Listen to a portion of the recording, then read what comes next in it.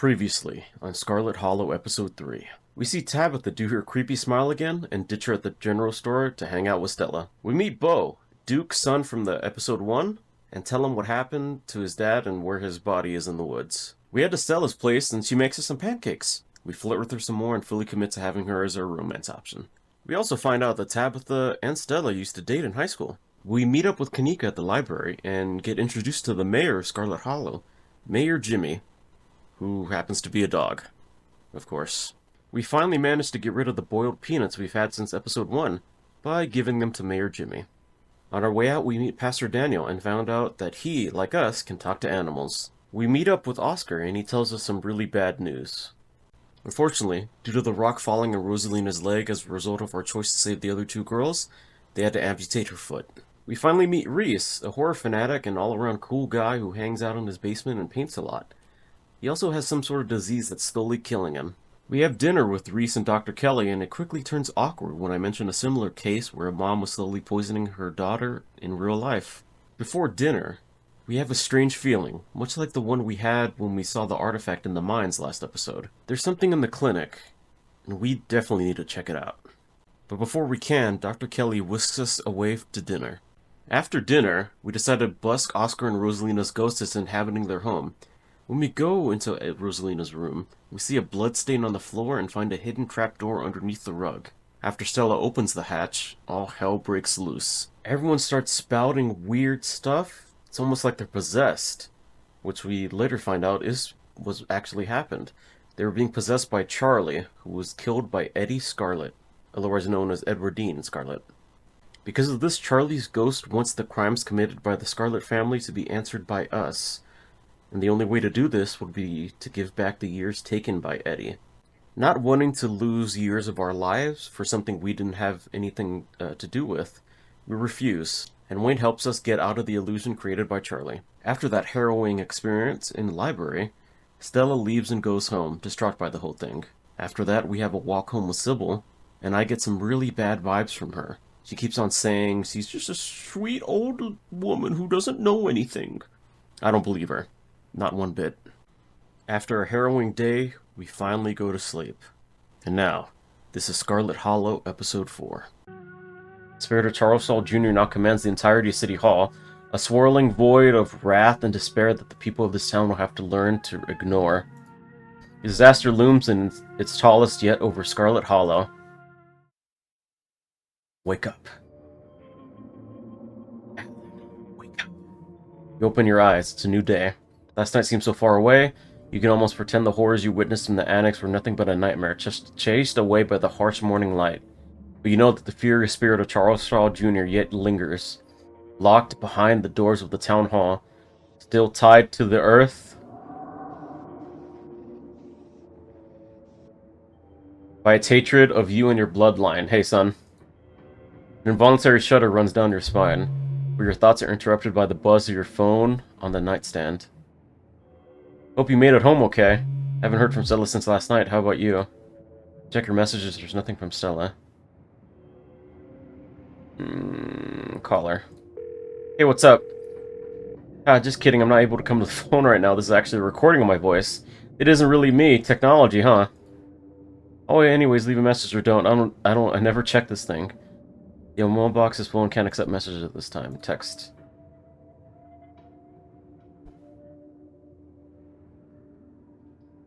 To morning hot stuff.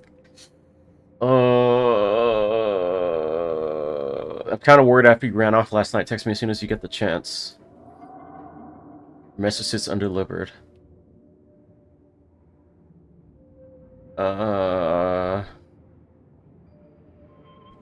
Messaged me last night. She seems like she has some stuff on her mind she just needs to work through. Okay, that's good to know. I'm glad at least someone's heard from her.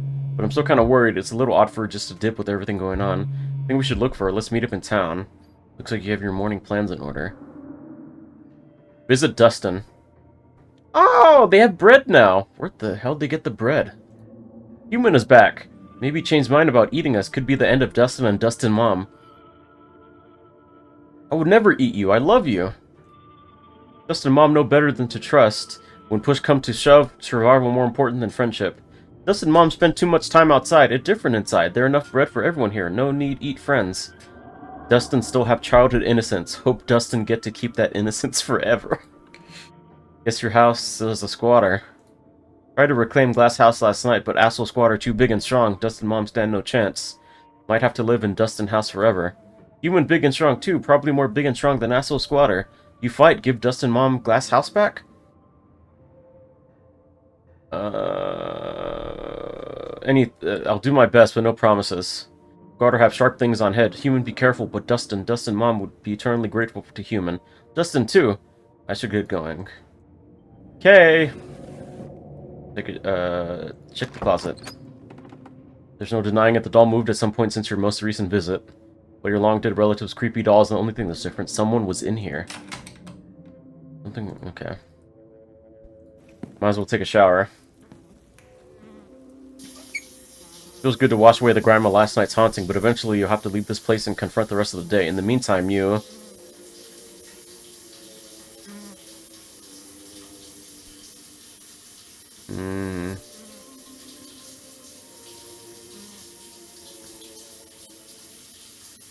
think about someone special.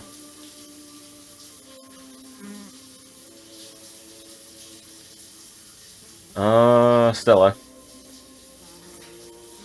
Hopefully she's okay and Kanika's just being overprotective. Okay. Time to face her cousin. She's not in here, but it looks like she left alone on a counter. Had to run, the librarian needs a new house, so I'm giving him keys to the Maxwell place. And the miners decide to stage a strike today, of all days, so I won't be around. I know there's no point asking you not to do anything reckless, but I'm asking anyway. Be back late, call if you get in trouble. Let me figure out the rest of your day. Talk to Frou-Frou. Walk over to the cat. Oh, si estoy. Qu'est-ce que c'est tu vex maintenant?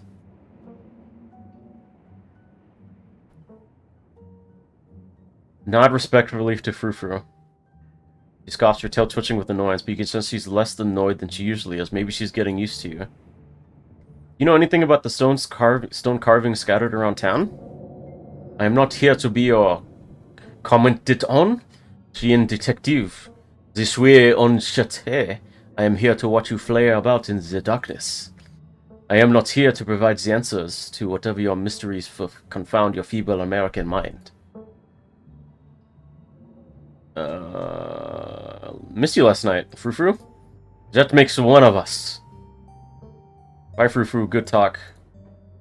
Scoffs as you turn away. Investigate the garden. The air is chilly today, the overcast sky hanging impressively over the weed-choked flower beds. Investigate the greenhouse. You start carefully picking your way through the underbrush. Doesn't take much effort to find a path, cutting off prickly raspberry bushes and tangled vines litter the ground across the greenhouse. Talk to animals, the glass house, one could say. You step towards the door. It's sealed shut, but there's something there. You catch a brief glimpse of a horned shadow through the ancient cloud glass.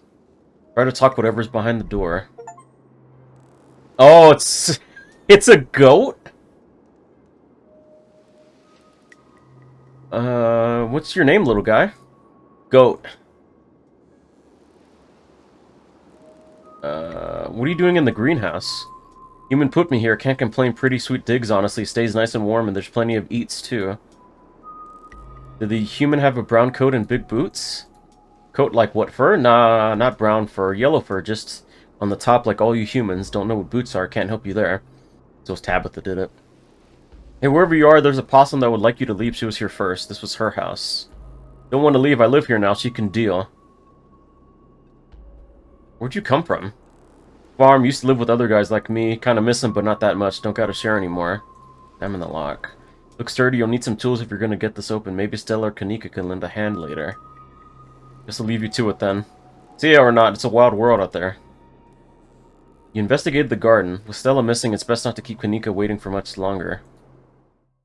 Okay. Fuel up with a quick PB&J. Stella's MIA, who knows when you get a chance to eat, you make yourself a PB&J in anticipation for the long day ahead of you. That's that. Head to town. Time to head to town. Get to the front door and begin your trek to the town below. The sun shines down through a thin layer of clouds, illuminating the path in a watery gray light. There's another fucking... Oh, there's one here, too! There's one there, and then on the right. Right there, see? Can't help but feel countless eyes watching you from the tree line, a feeling that reminds me of your time in the woods with Stella. Ditchlings shouldn't be out in the middle of the day, though. They're getting bolder. To your surprise, you find a familiar face making its way up the path towards you. Yeah, I was just coming to see you. Hope you were able to get some sleep after everything that happened last night. I was up most of the night, totally wired on adrenaline. Even I'd been able to chill out a bit knowing that thing was right down the street. Yeah, not super conductive to a good night's sleep.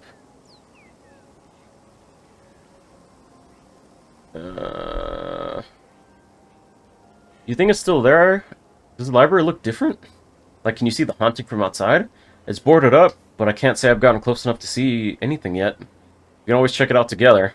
So maybe we'd better not tempt it. The ghost seemed pretty desperate to eat your soul last night. I don't even know if I mean that metaphorically or literally. Hopefully some slapped-ass plywood is all it takes to contain that thing. I don't like the thought of it spilling onto the main street if it smells this drop of scarlet blood nearby.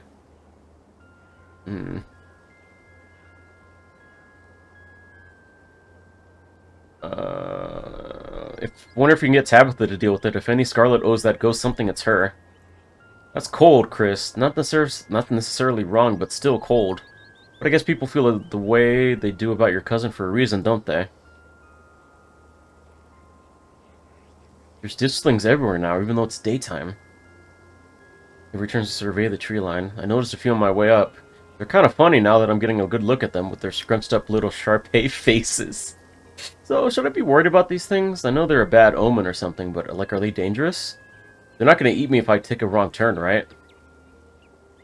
I'd rather not find out. Does anyone in town have a flamethrower or something like the Thing? But you might get some eggs laid in your skin. Oh, is that all they do? That doesn't sound too bad. I think I could survive a parasitic larva or two. Just be glad eating alive isn't on the table.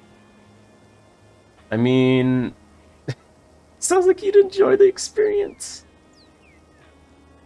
I mean, getting a parasite like that really... is getting a parasite like that really any different than being eaten alive? They're still eating you, just more slowly and from the inside. Sure, I get where you're coming from, but that's a pretty big difference. If a mountain lion gets me, that's just kind of it, you know? I'm sure the wonders of modern medicine would be able to yank a couple eggs out of me. Hydrate or dihydrate. Maybe I'd even be able to let the eggs hatch instead of just having them removed. It's pretty funny. Like, they'll be your kids or something? It'd be sad to kill the babies, but at the end of the day, it's them or me. I gotta go with self-preservation.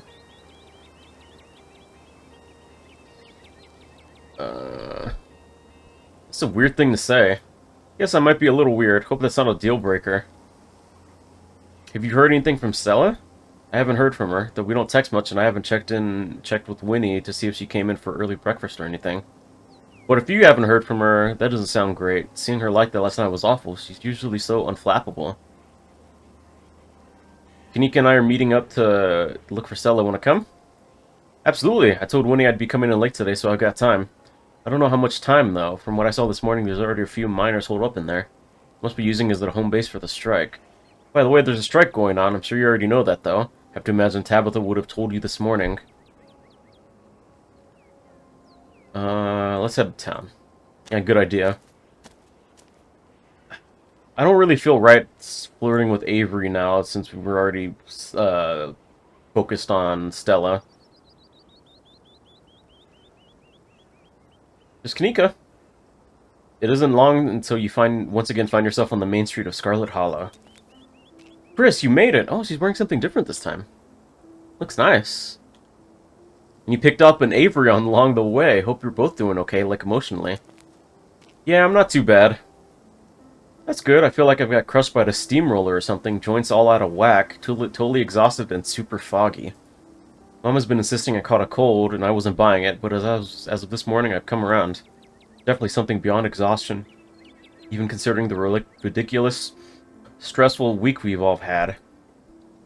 But I'm not going to let that stop me from looking for Stella. I mean, we could flirt with her. I do like her, though. Could I get both of them? Oh, man. You're stylist as always, even the morning after being trapped in a nightmare realm. That's really nice of you. Picking outfits is an important part of my morning ritual. Helps me get out of bed on tough mornings. Like this one. Can't believe I'm talking about fashion watch, still I might be in trouble. Thanks, though, you're sweet.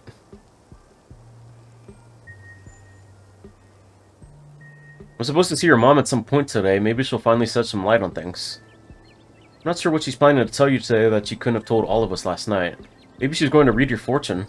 After last night, I wouldn't doubt that she actually could. Your mom's always had a bit of that Glinda vibe going for her. Yeah, maybe I should stop making fun of her whole New Age mystic thing. A lot's happened in the last couple of days. Oh, I need to take a page out of Stella's book and just block this shit out. I need to be focused. I can't keep having all these existential crises. There'll be plenty of time for tea after we found Stella.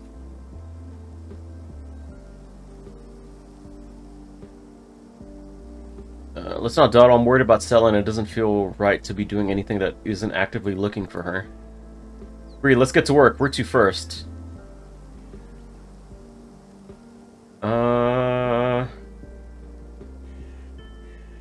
Let's go to Stella's house. Good place to start. Maybe she just slept in. That's what I'm hoping. I would have gone already, but I was kind of nervous about doing anything by myself today. Just in case I ran into yet another horror from beyond the veil or whatever. You make your way towards Stella's house. Helen knocks anxiously at the door. It creaks open. For the life of you can't remember, Stella closed the door behind her when the two of you left for the library yesterday morning.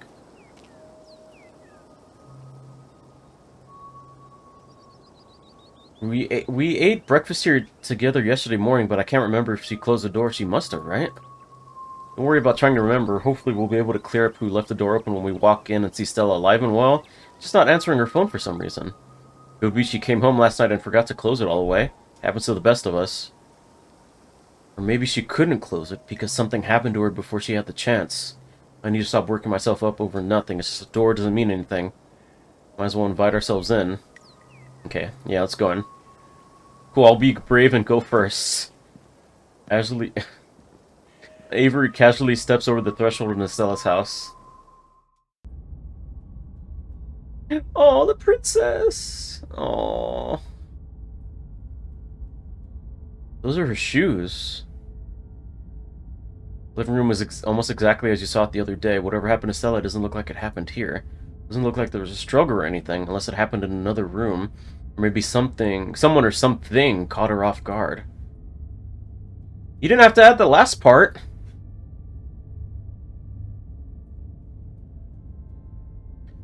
I'm going to forget that you said that, and just be thankful that this room doesn't look like a crime scene. Investigate the kitchen. The kitchen is messier than she left it yesterday. A couple cabinets are hanging open, and a loaf of bread sits on the counter by a used butter knife. Someone was here after Stella and I left yesterday. We didn't leave the kitchen like this. So what, you think someone rummaged through the kitchen? You must have come home last night. Why would anyone else leave the living room in one piece just to trash the kitchen? I mean, the town's surrounded by monsters. Maybe they got hungry. Maybe she came home last night, had a snack, and didn't feel like putting things away.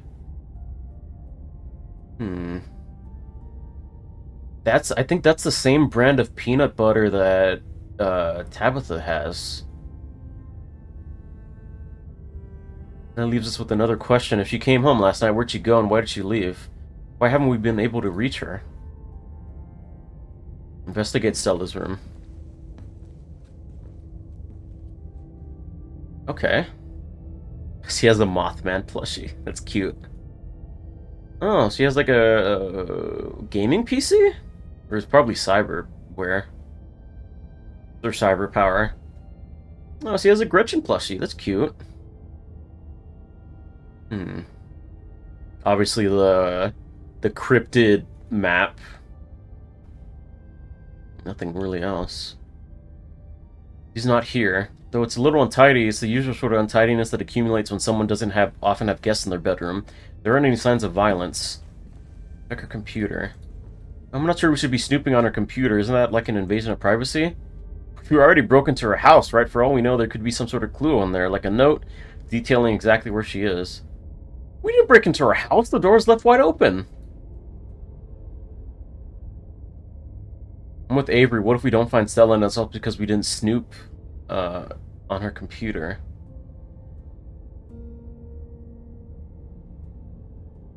Look, I know it's an invasion of privacy, but we gotta do whatever we can to find her.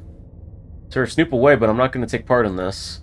I'll just be over here, standing in the corner of the room, not looking over your shoulder.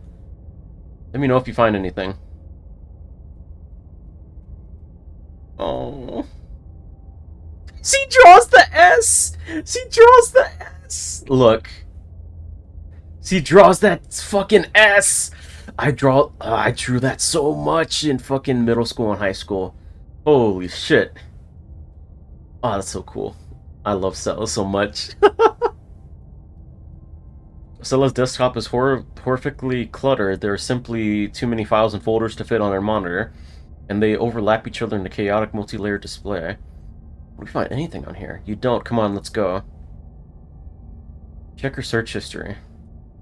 She hasn't visited any websites just since Tuesday night. If she came home after last night's incident, she didn't touch her browser. Her search history is almost entirely work-related. A furious series of queries for various monsters and cryptids that might fit the profile of ditchlings. That's that. Check her open tabs. It would take you all day to count the number of open tabs in Stella's browser. Jesus Christ. That's a lot. So numerous are her tabs that you can't see a single icon. See her rounded, featureless triangles from Windows Edge to Windows Edge. Her most recently opened tab is a post on Uncle Carl's Bigfoot Farm, a forum for cryptozoology enthusiasts. The post in question is titled "Something Big is Happening in Scarlet Hollow." Hey everyone, was out chasing a skunk ape sighting the other day and I found these weird little guys. My friend's mom says there's something called ditchlings, but I've never heard of them before. Anyone have any good leads? Camera isn't shaky enough, this is totally staged. Clean footage and some sort of cryptid nobody has heard of except for your friend's mom. The only thing I'm seeing when I Google ditchlings is some city in England. Thought you were legit. Guys, since when did high quality footage count as anything other than actual evidence? Those things are terrifying. Gary212549. Since every low-budget horror movie started doing guerrilla marketing, I smell an ARG. I'm serious, I got a ton of extra footage. Look at what they've been doing to the animals in town. They're apparently some sort of bad omen, like a Mothman. Okay, I'm listening. I love me a Mothman. Moth stand. Of course. Lucky stars, I believe you. Lucky you're falling right into her lap. I don't trust YouTubers. They're entertainers, not scientists. Sick. The thread continues into the next day. Hey, okay, so one, this isn't an ARG, I would never, and two, you're not going to believe this, but we went to an abandoned mine last night to investigate things, and I'm pretty sure we found some Tommy knockers. Listen to this knocking we managed to catch on tape. There's a link to an audio file titled TommyKnockersReal.wav. Just because you put the word real in your file name doesn't mean they're real. 2 supernatural events on back-to-back nights? This is so fake. Can't believe I bought into that River Runner hype. You're so full of it. YouTubers are always going to sell that to big indie horror. This is kidnapped by aliens all over again. Is that a real thing? Kidnapped by aliens.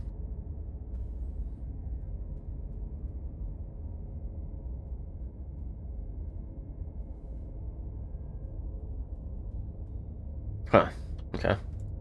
Also, low, doughy white things and now loud popping noises. This is definitely an ARG. Did you sell out to Pillsbury? Stop cyberbullying her, or I'm gonna call the mods. Locking this thread and giving everyone a 7-day ban. No cyberbullying and no self-promo.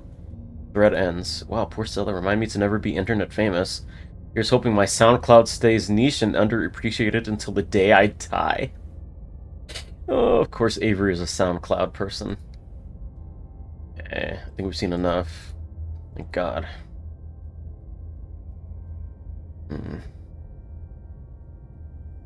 It's a mess. Do you think there's a struggle in here? Oh, this isn't a mess. This is tidy chaos, and it's what her room's been like for pretty much the entire time I've known her. The only thing that's changed is the computer getting a lot fancier. Use a few more houseplants, but I'll put together some trimmings after we found her. Aw, she still does those corkboard with string things. She loves putting the strings on there. I don't think they actually mean anything, but they're more for decoration anyway. Okay, let's move on. Visit Stella's house. Okay, she probably came home last night, but she's not here now, and we don't have any idea where she might have gone.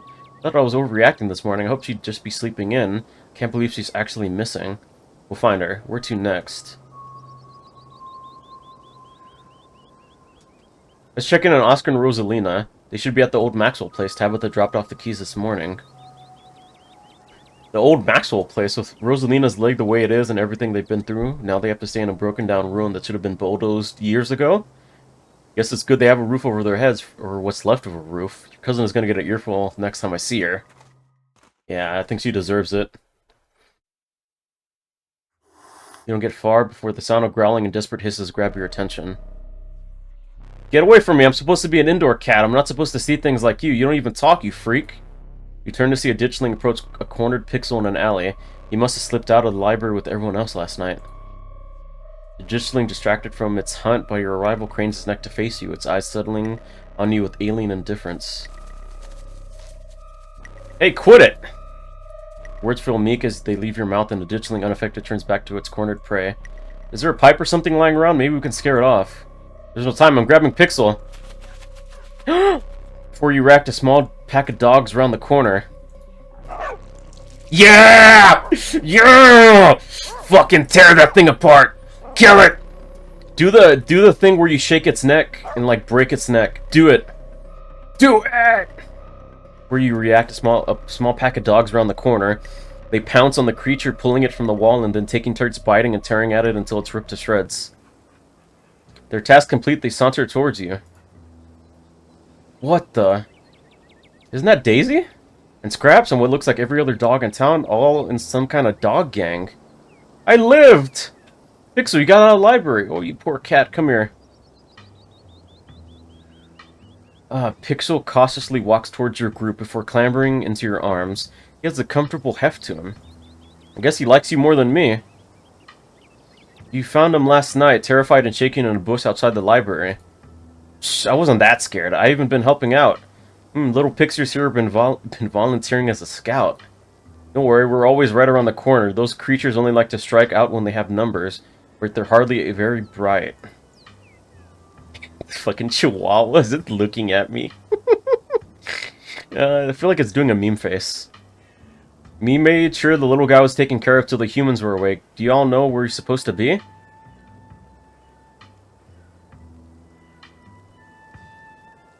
Have any of y'all seen or smelled Gretchen? Is she missing? Oh dear, Scraps, you don't think Gretchen's person would never let that happen to her. Wherever she is, I'm sure she's safe from those things. A dog like her doesn't get to be that age without a watchful human at her side. Can you help us find her? You've got a better nose for this sort of thing. We'll do our best. We didn't intend to make any more trips out into the woods, but if it's for Gretchen, we'll take that risk. She's a well-liked dog in these parks. Been around longer than any of us. It'd be a blow to the community for her to fall victim to these monstrosities. You're the Scraps I've heard so much about. The one and only. This here is Daisy, and we've got a few other concerned locals with us as well. Just making sure the cats and dogs of the holler are well cared for, considering recent events. There are more of these things in the woods every day, popping out of the innocent bodies of what used to be dogs like us. He's done us a fine service, but you best make sure to keep Pixel inside from here on out. I got a feeling things are only going to get worse from here. I'd like to see you try. I was an indoor cat, but now that I've got a taste of the outdoors, I will never be satisfied by the indoor life. But maybe I can wait until those monsters are gone. Gretchen really admires you, Scraps. Oh, she flatters me, so I'm nothing special, just another dog. All the more reason to go after her before it's too late. Don't be so modest, Scraps. You're the kind of dog other dogs listen to. There's more than that can be said for that Jimmy. Okay, so Scraps is this dog, and Daisy is the bloodhound. Thinks he's so high and mighty just because he can sit and stay the best, as if obedience is the best quality in a leader.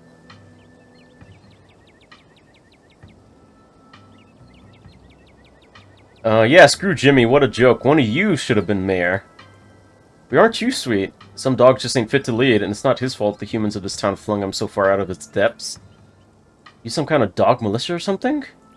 Yeah, I suppose you can say that. I'm sure you met this town's illustrious leader by now. When the powers that be abandon you, it's up to the rest of us to band together and protect those who need protecting. Is there anything we humans can do about the ditchlings? They ain't that hard to kill when there's a lot of us. They die easy enough, so as long as you don't get caught unawares. That's why we're gathering all the local dogs. A big pack is a safe pack. Jimmy may not be doing anything to help, but that doesn't mean we can't take matters into our own hands. Now, Daisy, no need to start in about the mayor.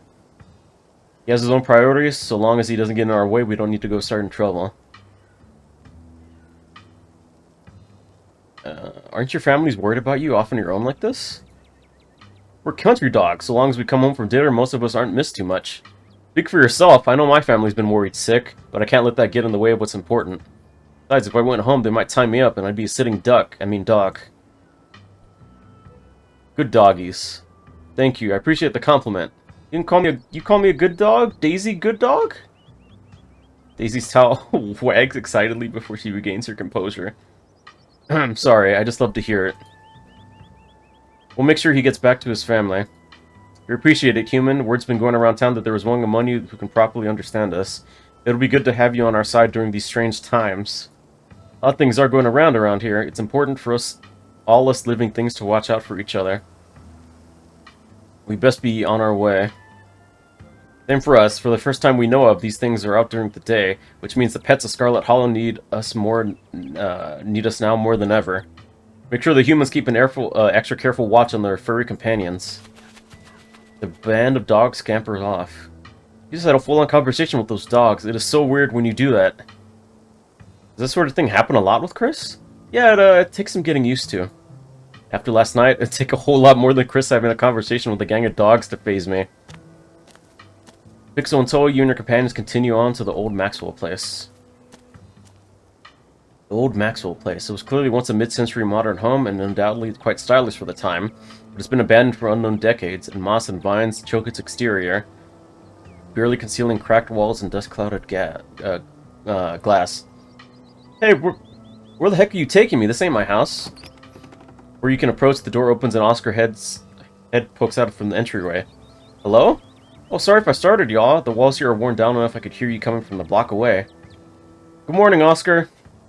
Just thought we'd stop by to check in. Thank goodness you found Pixel. Rosalina's been beside herself. Oscar's voice is tired. He's had a long night and it shows. His graying face seemingly haven't aged in the hour since you saw him. Please come on in. Okay, there's Doc. You're doing really great, Rosalina. Not a lot of kids your age can take the shots that well. You're being so brave. You don't have to talk to me like I'm 5. But you are brave. You really are, Rosalina. You're like so badass. Alexis is right. This is more than most people have to deal with their whole lives. And here you are taking it like a champ. Before Dr. Kelly can continue, Pixel jumps from your arms, bounding across the room and leaping into Rosalina's chest. Pixel, I've been so worried about you. Told you he'd turn up. Dr. Kelly's almost gentle bedside manner vanishes as he turns and glares at you. I see we have visitors.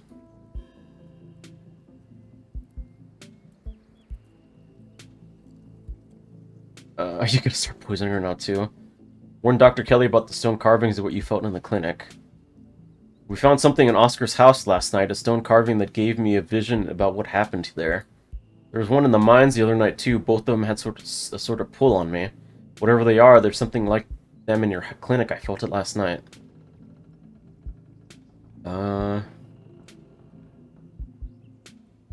Something awful is going to happen at the clinic, just like something awful happened at Oscar's house and at the mines. Forgive me if I don't take your funny little feeling very seriously, but the clinic is safe. I understand there have been some strange events around town, but Reese and I have lived here in the clinic for a long time, and we've never encountered anything. He glances at Oscar. Ghostly, there's no need to concern yourselves with our safely. If something does happen in the clinic, aren't you worried about Reese if it's anything like what happened to us last night? It'll be fine. If some kind of ghost emergency happens, I can take care of him, so none of you need to come snooping around. What are you doing, Rosalina? Tired, my leg hurts a lot, but the medicine is helping. It's not so bad now. And what are you not gonna do today? Walk around. Sorry, Dr. Kelly, I should have been better at stopping her. Take full responsibility. As your father, I should have... No need for anyone to step in. I heard breathing. To take the blame for anything. The hospital's fault for sending her home at all. It's gross negligence, if you ask me. But given time, you can do all the running around you want. Alright, Rosalina? You just have to make sure you give that leg of yours a chance to heal up a bit first. You don't want to pop any stitches.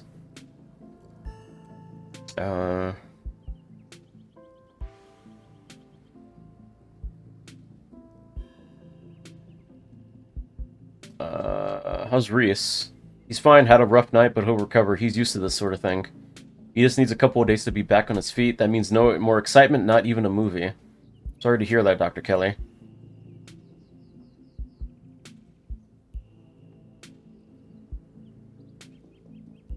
I can flirt! No, I don't want to fucking flirt with her. I mean, she's hot and everything, but she's, like, really cold. She's like Tabitha. But I want to see no Chi Deathblood. I was promised chilling Japanese found footage horror. Watch it on your own. I'm sure your cousin has a TV lying around somewhere in that big house. What's gonna happen to your career now that the library is closed? That's a good question. I was up all night wondering the same thing. If things stay the way they are right now, it's essentially like the library burned down. The books... Okay. Are inaccessible, the building is unsalvageable.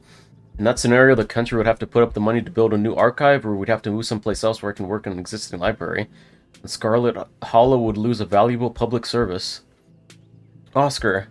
Move? So you and Rosalina would leave? Well, we're not doing that, right, Dad? We're staying here? Is there any way you can just, start over and rebuild the collection? I'm sure folks around town would be willing to pitch in. It would be a lot of work, but that's a possibility. Still, maybe it won't even have to come to that. You can always try going on a rescue mission for some of your stuff. No, absolutely not. No one is going back in there until we have a thoroughly researched plan of action. This goes especially for you, Chris. Who knows if you'd be able to leave again? You've done enough for my family. How about no one is going back in there, period. We're going to need to deal with it eventually. Boarding up the library isn't a permanent solution. Are you sure about that? Because I don't see any reason we shouldn't leave that thing alone forever. I'd like to apologize on behalf of my cousin for making you stay here. You don't have to fall on that sword for her, Chris. There's no need for anyone to apologize. Things happen, it's not like we'll be staying here long term. Okay. I'm going to get the library back and our house with it. I best be on my way. Goodbye, Rosalina. I'll make sure you stay put and keep Pixel company, okay? I will. Bye, Dr. Kelly. Thanks again for doing this. I can't express how much... Nothing. I'll call later to see how she's doing. Good luck to the both of you.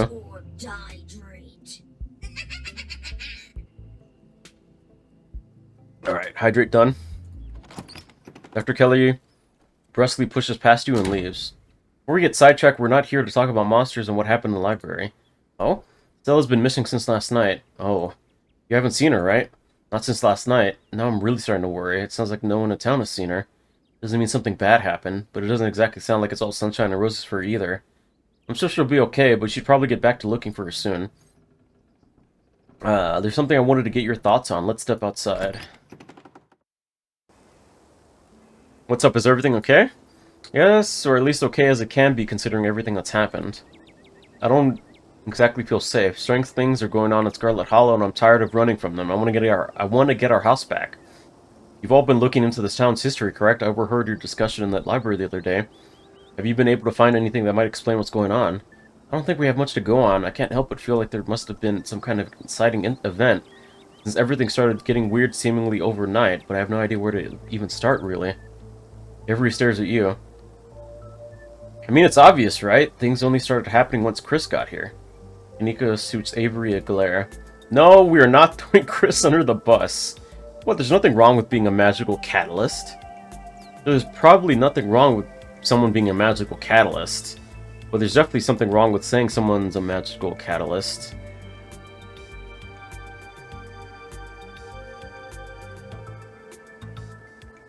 If people get the wrong idea, we're only a couple steps away from the whole town deciding to straw him. No one's going to drag Chris into a witch hunt on my watch. I like to think we've outgrown the days of running people out of town on rails. Rather play it safe. Don't worry, it's not like I'm going to run around town telling everyone that Chris magicked a bunch of terrible disasters into existence.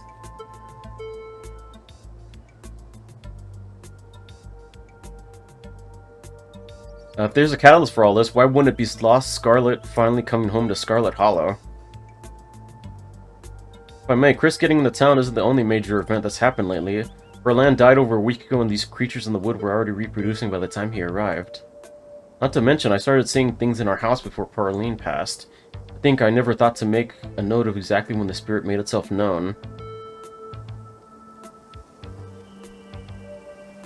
Whatever the cause of this is, there must be some way to put this genie back in the bottle. I'm going to do my best to find out if there have been any similar events and whether there's anything special about Scarlet Hollow that might explain what's going on. The town archives are unfortunately in the library. Rosalina had been pestering me to make some sort of digital backup for months, but I never got around to it. So online sources it is. We'll fill you on what little we know so you at least have some place to start. Make sure Pixel stays inside or you might get grabbed by ditchlings. The ditchlings are those things from the woods, right? With those faces? Yeah, the Anguished Doughboys. I kind of like them. It's like a hidden object game out there today with all the weird little faces peering out of the bushes. Like them? Are we talking about the same creatures that have been laying eggs in the local wildlife? I don't want to get friendly with them or anything. I just think they're kind of interesting. To each their own. I think some dog kept them safe, like a gang of dogs. I know it sounds ridiculous, but we saw it with our own eyes. Gang of dogs? I suppose stranger things have happened. This very week, in fact, but we'll make sure he stays safe.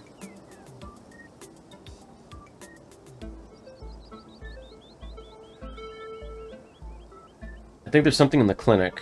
There was the door yesterday, and I could feel something pulling me towards it. Right, I almost forgot after everything that happened yesterday. You said that there was something in there that reminded you of the mines, right? I'll dig up what I can on the clinic. There's a lot of history there. I wouldn't be surprised if there's something haunting that place as well. You have a friend that lives there, right? Should we tell him that something bad might happen in his house? He might want to stay someplace else for now, if the last few nights are any indication. Yeah, I can shoot Reese a warning text, but I don't know if his mom will let him leave. She's got an iron grip on the poor dude, and she's probably even more of a skeptic than I am, or was.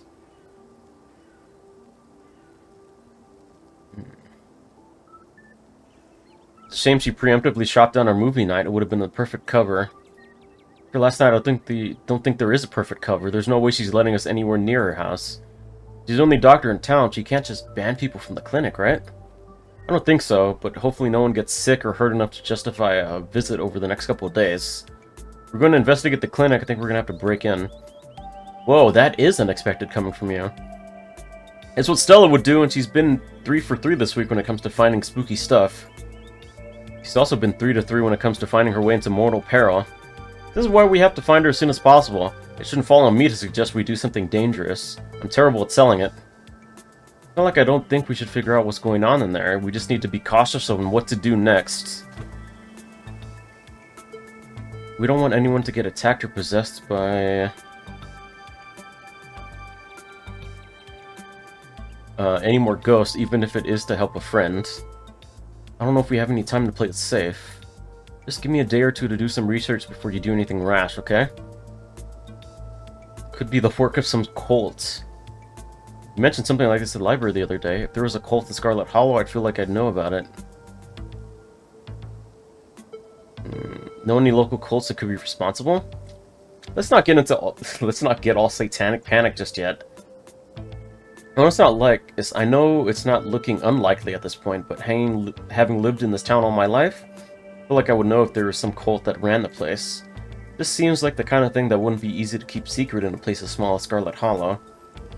I'd love to be part of some religious cults, just to see what kind of stuff they get up to, but alas, either I've never been invited, or they're none to be found in the holler. I don't even know if any in public record, even in the 70s when cults were a dime a dozen, and hippies were flocking to the hills. We need to find Stella and fast. I agree, we need her brazen energy if we're going to do any serious sleuthing. See you around, Oscar. Let us know what you find. And well, we're going to get to the library back, and we're going to figure out how to fix whatever's wrong in this town. So that's Oscar. Any other ideas? Check the church. Church? Why? See what you're thinking. Stella was confronted with evidence of the afterlife. So you might try getting into all that religious stuff. It's worth checking out. I think we'd be barking up the wrong tree, but I guess you're right. There's no point in not being thorough. Wouldn't mind stocking up some holy water while we're there. Seems like a good idea to cover all our bases at this point. I don't think Baptists do the holy water thing, but I'm sure Pastor Daniel would pretend to bless some water if it meant keeping us around a little longer. Okay, let's not linger, though. I don't want him thinking we're possible converts. Nika leads the way, taking you up the gradual slope towards the church. You know, I've lived here for a few years now. I've never actually been to the church. It's probably for a good reason. Where's that weirdo? My, 4 visitors at once on a Thursday? This is unprecedented. But there are only 3 of us. Oh no, we were followed by Ditchling, we were followed by Wayne? Oh, it's Zane. Oh no. Why Zane? What's up, old people? Oh, this is Zane. What are you doing here?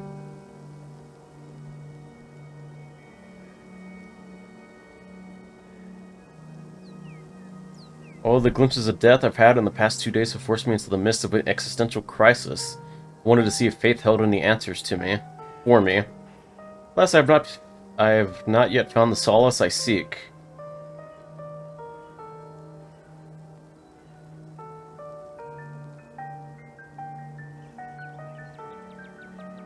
Sometimes takes a while for the Lord to work his way into your heart, but when he does, you won't regret letting him in. Be sure to look over those pamphlets I gave you, and of course, I'm always here if you need to talk. Sure thing, Pastor Deep. Peace, y'all. Anyway, we're looking for Stella, and she wandered off last night. No one has seen her since. Starting to get pretty worried. We hope maybe you or Janie has seen her? Can't speak for Janie, but I'm afraid I've neither seen hide nor hair of Stella. If you'd like to talk to my wife, she's over there by the alpacas. Of course, I was hoping we might be able to talk in private. What do you have to say to him that you can't say in front of us? Please, if you wouldn't mind, this is a personal matter. It's alright, we get the juicy details later. For other folks not pry on this, you know how rumors get started. Yeah, what do you have to say? Important things. I won't bite or anything, I promise, and we can talk here right in the open. Guess we'll leave you to it while we check in with Janie. We'll be right over here by the fences, conveniently in your line of sight, okay? See you in a minute. Your friends head off towards Janie and the alpacas, leaving you alone with the nervous pastor. I'm so glad you came. I never met anyone else who could hear them. You have no idea how long I thought must have had some kind of insanity. I even thought at one point that it must have been the Lord himself talking to me, through them. But they never had anything very insightful to say, so I was disavowed for that. I was disavowed of that pretty early on. Have you met Frou-Frou, Gretchen Pixel?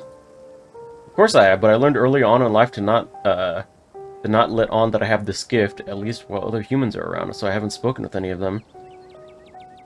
Though I get the feeling Frou-Frou wouldn't talk to me even if she knew I could understand her. I tried to befriend the alpacas when no one's around, emphasis on try. They're surprisingly cliquey. Besides that, I try to maintain a low profile, only chatting with the wildlife when I'm sure no one is looking. Is this why people think you're creepy, because you have the gift? People think I'm creepy? Well, it's alright. People say all kinds of things. I just have to be patient and persistent, and I know eventually they'll understand that I can be a comforting presence in their lives, not a creepy one. Maybe if I grew a thicker beard, people would trust me more. Maybe I should get a cool jacket.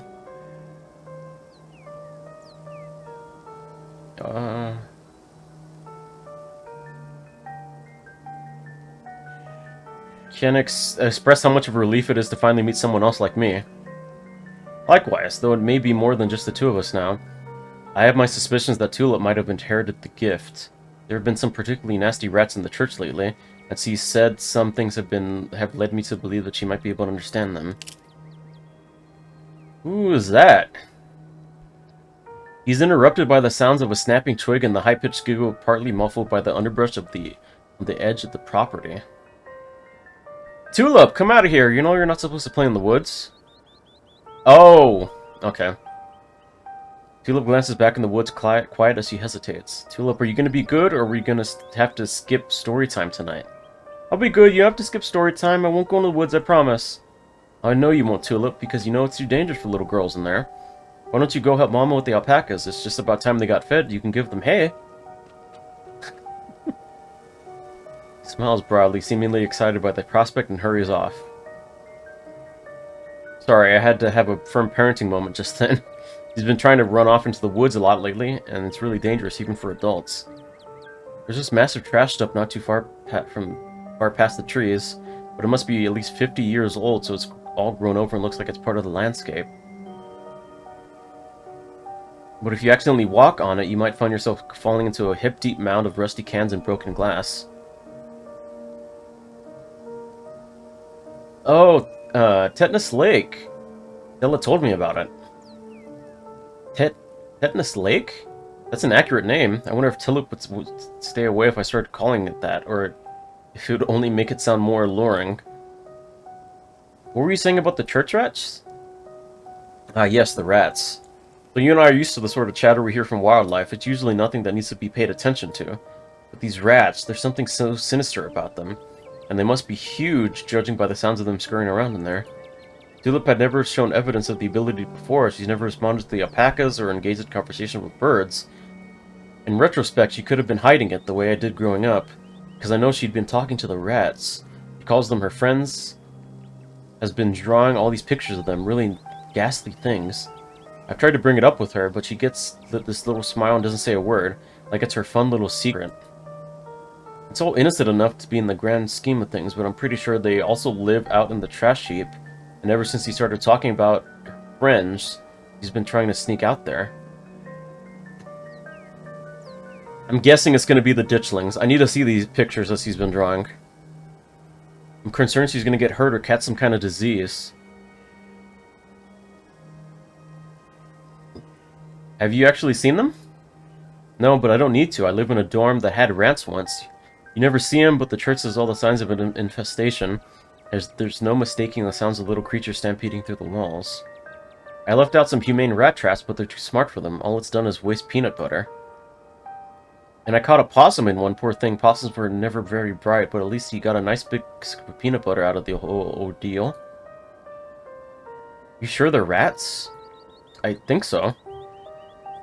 Pastor sips uncomfortably for a moment. I hope so. What have they been saying? They like to try to goad me into crying or becoming depressed. They watch me through unseen holes and make fun of me to try to figure out how to press my buttons. It's annoying, but easy enough to block out, especially when I'm praying. I don't think they're a good influence on Tulip, though. She's gotten quiet and secretive ever since he started talking to them. I'd hate to think what they say to her when I'm not around to hear. Has Janie heard them? She's not in the church very often. She's usually in town doing her jobs until late.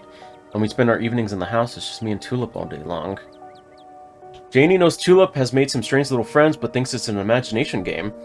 I was hoping I'd sort out the rat issue before she can get suspicious.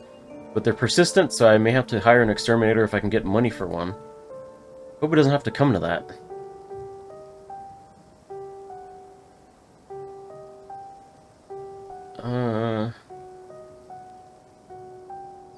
You should talk to Tulip about the gift. I'm sure both of us could have used some guidance growing up. You're right, I grew up with this ability. If anyone can help her understand not to engage with evil little creatures like the rats that are eating God's house from the inside out, it's me. I can handle this. At the corner of your eye, you see Kanika and Avery walking back to the two of you. They must have finished talking to Janie. Janie says he hasn't seen Stella either, so we better get going. Thanks for suggesting we head up here, Chris. We got to feed the alpacas. They were so cute and soft. It was awesome. And Janie says he'll come by the dinner with cookies for the miners. Or by the diner with cookies for the miners, and a few extra for me, of course. Hope your talk with the pastor went well. Yes, we had a great conversation. I hope you all are stopping by, even if it wasn't under the best circumstances. I'll let you all be on your way, and I hope Stella turns up soon. I'll put in some good prayers with a big man for her. Alright, thanks. See ya.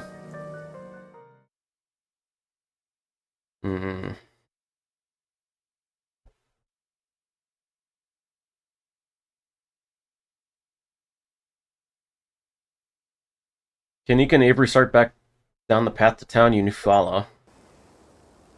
So what was that about? He seemed pretty insistent on talking to you alone. Hey, you didn't say anything weird, did he? Want to talk about our shared gift. Jules apparently made some weird imaginary friends. We might want to check it out later this week. Pastor Daniel says that there's a rat infestation in the church, and the rats are her friends. I don't know, it seemed weird. I don't know we have to deal with the spooky kid at some point. As much as I hate going back there, I guess that's a loose lead if we don't have anything else to investigate once we found Stella, and once we've checked out the clinic, then we can look around the church. Sounds like a plan. Where to next? Let's go to the mine. Guess there's a decent chance Stella went to find her cousin since they're friends. Yeah, I saw the peanut butter at the house, and it was the same exact brand of peanut butter that Tabitha eats. Two of them have such a dynamic, you know, classic dog and cat situation. Come on, I'll drive us. Follow Kanika to her van. It isn't long before you find yourselves outside the Scarlet Mines. Small gathering of workers outside the entrance to the mines, picket signs in hand. Is it a strike? They're striking? There was a whole group of them talking about it in the diner yesterday. Seems like the collapse is the last straw for some folks. Good for them, but I kind of thought there'd be more of them, you know? Hope it's not weird to talk to them while they're in the middle of all this. Don't worry, I know these guys. Most of them are in the diner at least a couple days a week. They'll be chill. Will he be chill talking to Tabitha's cousin, though? Well, it isn't the boss's cousin. He might have had us fooled the other day, but word gets around fast. Have any of you seen Stella? She's missing. The YouTuber? She's the one all the banned from the property posters, right? We haven't seen her, and we've been out here all day, so we know if she'd come by. We'll make sure to keep an eye out. How goes the strike? We miscalculated. We thought a kid losing her leg would have pushed folks over the edge, but I guess the boss personally dragging those kids out of the mine left a lasting impression. Oh, this is because I called her. People were calling the boss a goddamn hero. They're calling Tabitha a hero? Really? We were there too that night.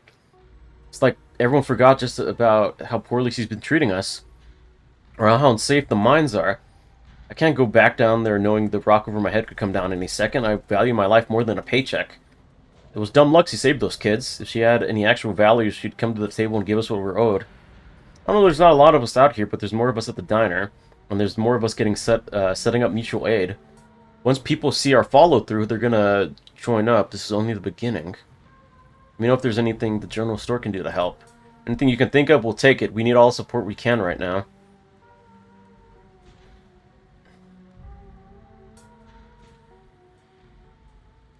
What are your grievances? We'd like to competitive pay, 8-hour shifts instead of 12 or more, improvements to the sick day and vacation policies, and a thorough safety inspection before any of us step foot underground again. That collapse was way too close to the active mine for me to feel safe down there until I know for sure I won't wind up buried under 2 tons of rock. We want to change things. There's no reason we should be treated like we're disposable workforce. We're the ones making our money. We should be making money too, not just scraping by. I mean, that makes sense. You guys should form a union. But honestly, Tabitha sounds like the union-busting type, so I don't think that would actually matter. That's a lot of grievances. Working here seems tough. Yeah. You think Tabitha can even make those changes without the mines going under? I'm sure she can figure it out. I'm not saying she's not a bad boss. People clearly aren't happy with her. But coal's getting used less and less, and I've seen that old Scarlet house is practically condemned. She has money to spare. Where's it going? I really didn't peg you as someone who'd go to bat for Tabitha. I'm not. I'm just trying to get the full picture here, and if the mine fails, I don't see how Aunt Winnie's diner doesn't fail with it. Okay, but that's the whole problem. A single family shouldn't be able to hold an entire town hostage. The workers need a say in the business.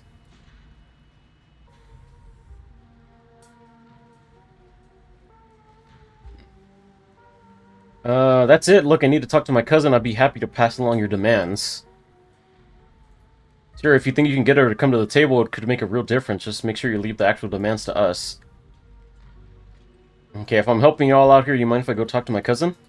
Sure, go for it. I don't care if they're okay with you going in. I'm still not crossing a picket line. Besides, I don't think Tabitha would be too happy to see me. I'll just wait by the van while you go talk to her. Same, everyone who works here is regular at the diner. I don't want to make things weird. You're on the other side. Alright, makes sense. The industrial noise of the Scarlet Mine are only a little quieter than they were 2 days ago. The trailer that serves as Tabitha's office looms above you on the hill. Knock. Wait for a moment. No response. Enter. I think I can turn at least a few of the guys if you fire Davis. Oh my god, haven't you heard of knocking? What are you even doing up here? Oh, should I go? Yeah, and make sure no one sees you, no one else at least.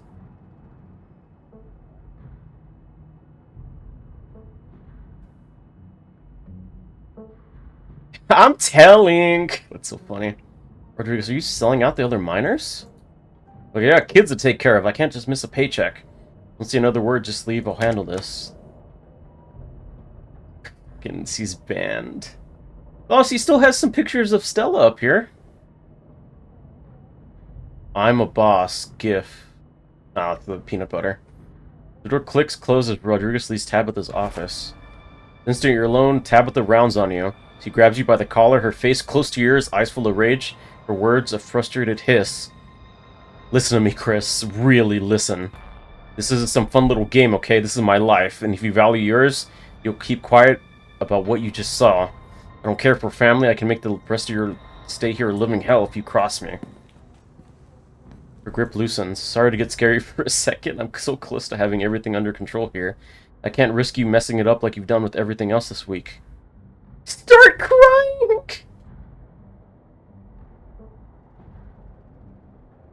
How dare you touch me like that? Just trying to communicate with you. Clearly my words have just been going in one ear and out the other all week. So if threats are what you need, threats are what I provide. What did you come up here to talk about anyway? Just decided you want to bother me on the worst possible day to be bothered? Stella's missing. Have you seen her? She's missing? Apple's quiet for a moment. Okay. She does still care about Stella. I knew it. I fucking knew it. That's the first time she's not had a quick, like, little snapback about something. I'm sure she'll turn up, but I'll see if I can get a hold of her. Don't think looking for my missing acquaintance gives you a pass to do anything dangerous. You're forbidden from doing risky things, even for what you think might think is a good reason.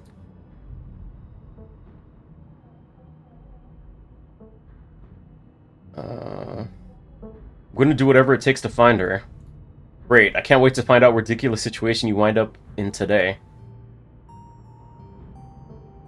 Also wanted to see how you're doing with the strike, your mom, everything. Let's really talk. You really think I want to have some kind of heart-to-heart right now? Sorry, Chris, but I have work to do. Save your probing questions for some other time, or never. I don't care which.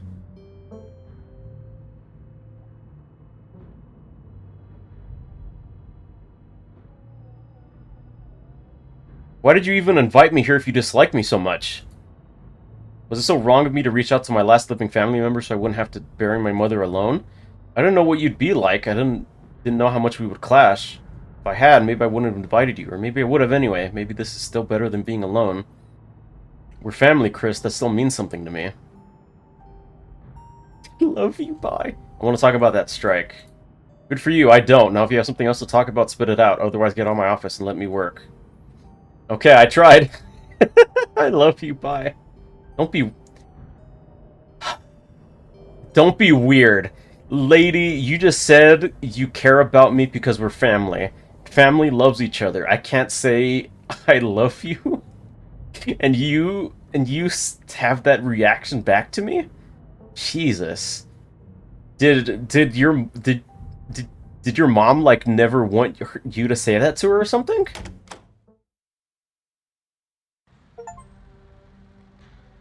You find Kanika and Avery waiting for you outside. You don't look like you found any new leads. You look back at the striking miners. I want to. Keep it to myself. Feels like we've done our due diligence here. Come on, I'll drive us back to town and we can figure out what our next move is from there.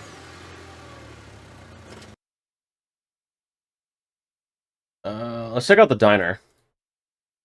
Folks tend to congregate there. Maybe we'll run into someone who's seen Stella. Here's hoping Winnie doesn't try to rope me into clocking in early. Those are some of the people from the mine that we talked to. Feels like you walked into a private meeting. The back booth is full of miners and they're having what seems to be a tense discussion. Their expression is gravely serious. Like this is where the miners are setting up shop. When you asked for the morning off, I didn't think you'd be showing up with friends. Sorry, Aunt Winnie. Stella's gone missing and I've been helping these two track her down. You haven't seen her, have you? Don't you apologize now. I can't say I have. Should I be worried about her? Hope not. We're not interrupting anything here, are we? Of course not. and any paying customer is welcome, as long as you aren't about to step on anybody's toes or cause a fuss. The miners in back were too engaged in conversation to notice you enter, and instead of speaking in hushed voices, argue with each other loudly enough for you to easily overhear. There's no way I can risk something like this. You all know my sister's tuition depends on this paycheck, and I can't afford a place outside of the company housing. This is too risky. We should just cut it out now before she starts firing people. I hate to say it, Zax, but Harrison might have a point. Everyone shut it. Smith just let me know the boss's cousin over there was snooping around up at the mines this morning. Let's not give the boss any more ammunition. Smith didn't seem too worried, but still, we don't have a lot of room for error here. Conversation cuts out in uncomfortable silence falling over the diner as the miners watch you with suspicion.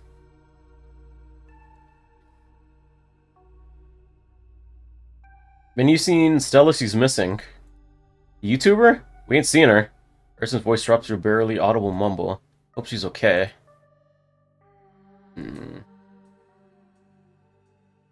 I don't really care about the whole strike stuff, honestly. I guess we should get going.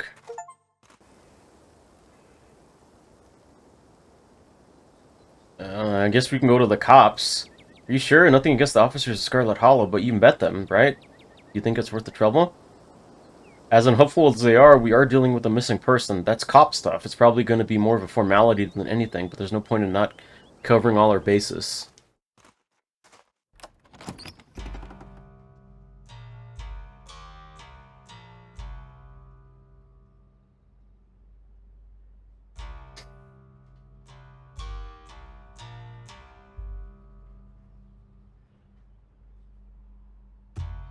The police station exactly what you expect from a town the size of Scarlet Hollow.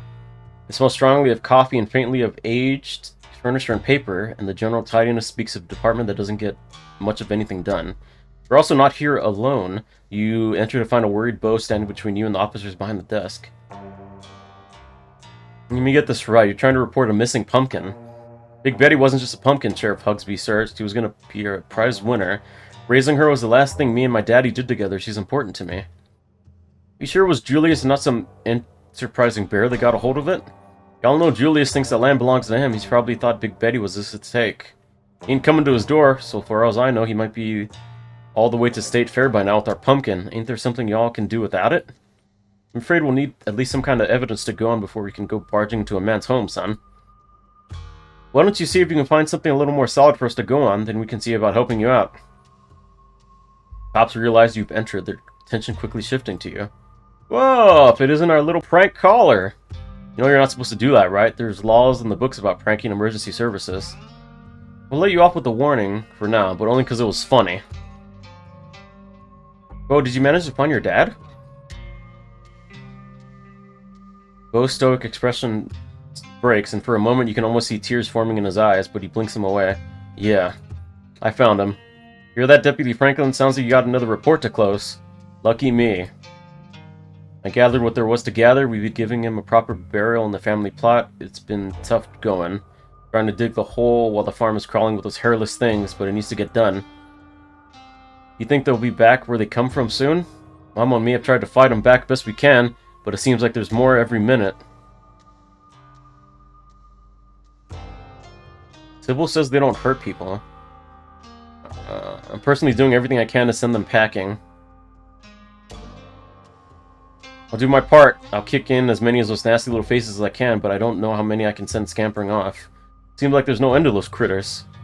Stella ran off last night and she's still missing. She isn't at home and none of us have heard from her. Gee, what now? That's just our Stella, always running off. I wouldn't worry too much about it. She'll turn up. This is different, Earl. You know I wouldn't be up here bothering you if it wasn't important. There are a lot of things out there. Too many of them.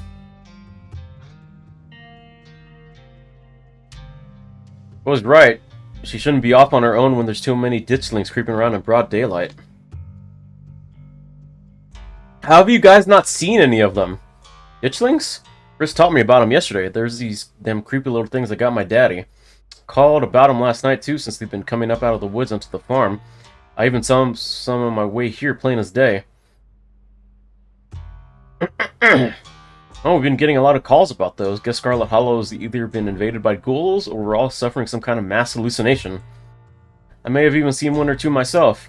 All the same, I don't see what we're supposed to do about them, or about Stella. Oh my god, you guys are fucking horrible cops. What happened to protect and serve? Fucking RoboCop would be out there shooting him dead. She's a grown woman. If she wants to go off in the woods for a bit, we don't need to go after her like she's missed curfew. It's a free country. There are critters bothering folks and stealing livestock. Ain't y'all supposed to take care of them? No, son, we ain't animal control. We're the police. Are you kidding me? This town doesn't even have an animal control department. Well, maybe it should get one. Weird question, but are you folks part of a cult, and is that why you aren't doing your jobs? The police officer stare at you perplexed. A cult? I don't think we have that sort of thing up there. We are doing our jobs. Just look at Franklin back there. He's filing all kinds of paperwork pertaining to what happened up at the mines. You know, I can't say I appreciate your tone. Sounds like you're accusing us of some kind of indecency. Well, you think we go into the hills and do seances and rituals and all that sort of thing? Get your head out of the clouds. Let's just get going. Oh, no one can say we didn't try. Let's keep looking. Have a good one, officers. Same to you, kid. Why won't they just do their jobs? Exactly! Why isn't... Oh, they're so stupid. I hate them so much. You really think Hugby and Derrickson could be part of some cult that secretly runs Scarlet Hollow? That'd be wild. I never suspect them of that sort of thing. Seems like it'd be too much work. Someone who'd lived in this town my entire life, there's no way.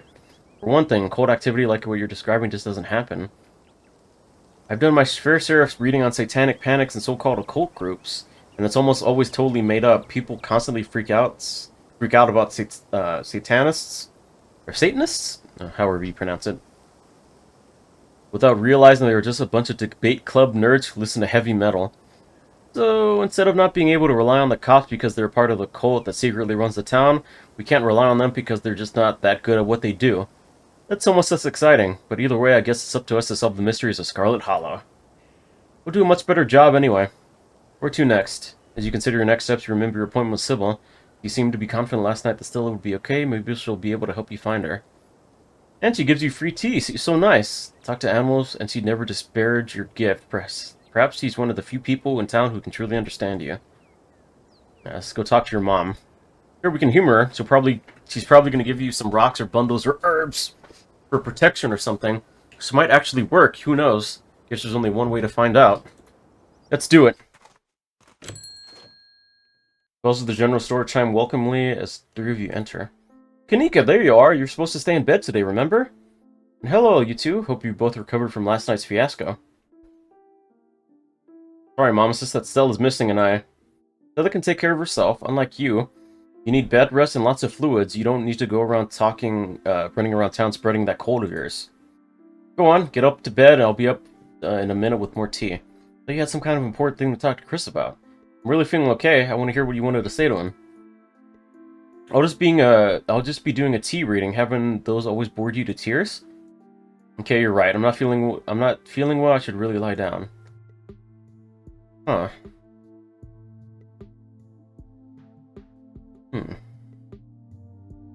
The way she just gave up that quickly, as soon as she mentioned the tea reading. Kanika turns and heads towards the stairs without saying another word. I don't like that. I'm so sorry to be a bad host, Avery, but I was hoping Chris and I could do our reading in private. I'm sure Winnie needs help at the diner. Oh, you're right. I totally left her on her own today. Fine by me. I wouldn't want to mess with your tea vibes. I'm sure those leaves are very particular. Before I go, I did want to ask. Are you a witch? As flowered as I am, you think I'm that magical. I'm just an old lady who likes tea and has a few unusual hobbies. Like I'm just saying, doing stuff like reading tea leaves is pretty witchy as far as I'm concerned, but I won't push it. So, just so you know, if you are a witch, you can totally tell us. We'd be cool about it. I'll leave you all to your not-supernatural private tea leaf reading. We'll catch up tomorrow. They make their way out of the general store, disappearing down the street in the direction of the diner. More motions towards the tea room. Okay.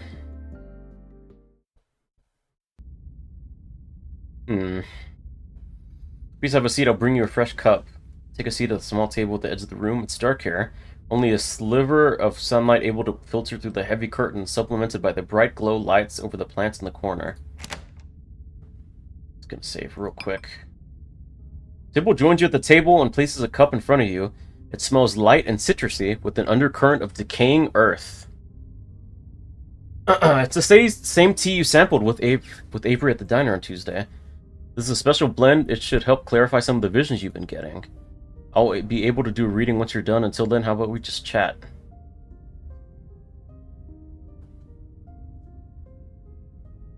How did you wind up in Scarlet Hollow? Oh, my family's been in these hills for a long time. That's how I know so much of the local flora. Everything I've learned was handed down from generations of hill folk. There hasn't always been a reliable doctor up here, especially not one most folks could afford. They have to figure out their own medicine. Did you know my mom? But of course, in a town this size, you get to know everybody, no matter what age difference might be. Vivian was a little younger than me, which meant I always had a certain older sister instinct about her. Her family wasn't good to her. Pearl Ann was a lot like her great-grandmother, Edwardine, which is to say she was not a very kind woman. Similar to Tabitha, but with more social grace and considerably more hatred for her fellow man. But your mother wasn't a shrinking violet either. She was just as stubborn as any other Scarlet. So her family choosing her as their punching bag made her into quite the rebel. Why were Pearl Ann and my mom raised by Edwardine? What happened to their mother? Their entry into this world was violent, I'm afraid. Their mother was too young to be pregnant, especially with twins. She didn't survive the labor.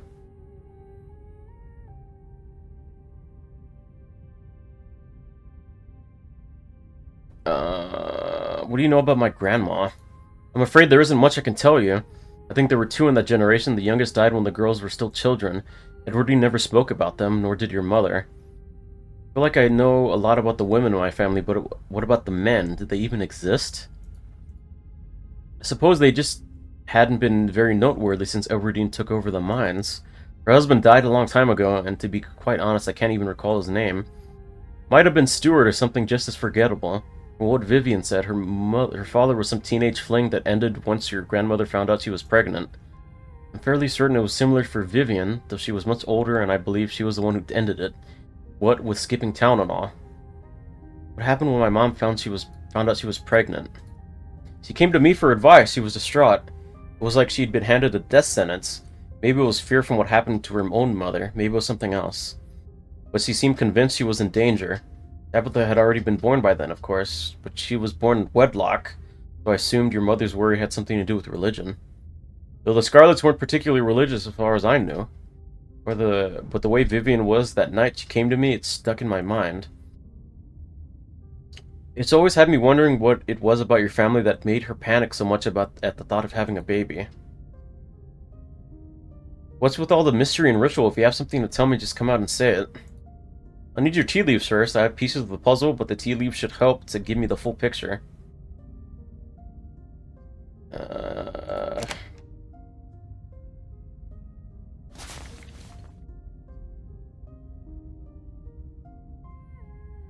I forgot to check my major decisions. Finally took a shower. Like Duke's enormous son. I told him where he could find his dad's body. Made breakfast with Stella. Aw, smiley face. With the married dog. Creepy pasture. Had dinner at Risa's. There's something hidden in the clinic and wants me to find it. Invited Avery ghost hunting. Left the spirit of Charles Hall Jr. in the library. Made plans with Sybil to talk about the mysterious goings on over teas. Received a troubling text. Okay.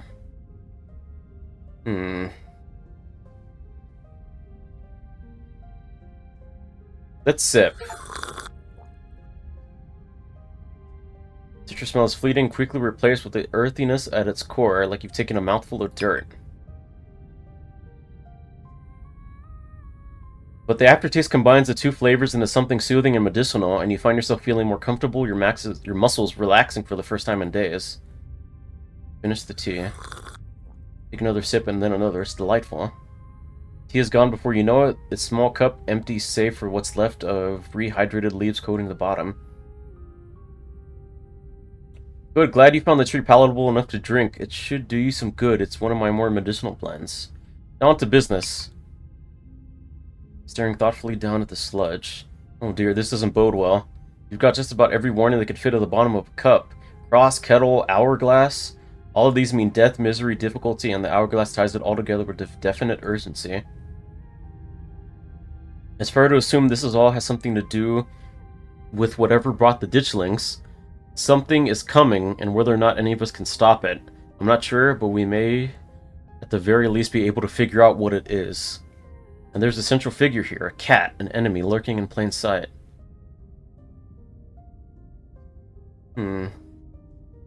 Cat could be Dustin. Hmm.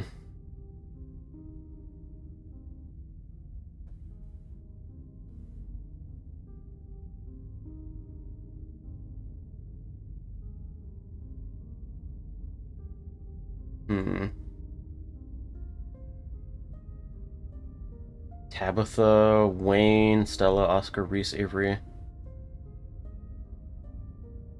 How do I know you're not the cat? Okay, wait. No, that's creepy. Why is it telling me that? That's ridiculous. Sybil's helping you as if she and if she was the cat, why would she warn you about herself? Pick someone else.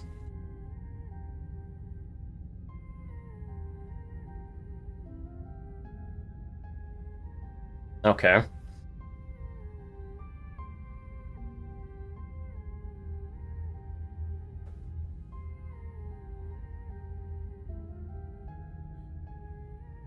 Okay. The cat's gotta be Pixel, or maybe it's Frou-Frou, Tabitha, Wayne, Stella. Cat could be Kanika.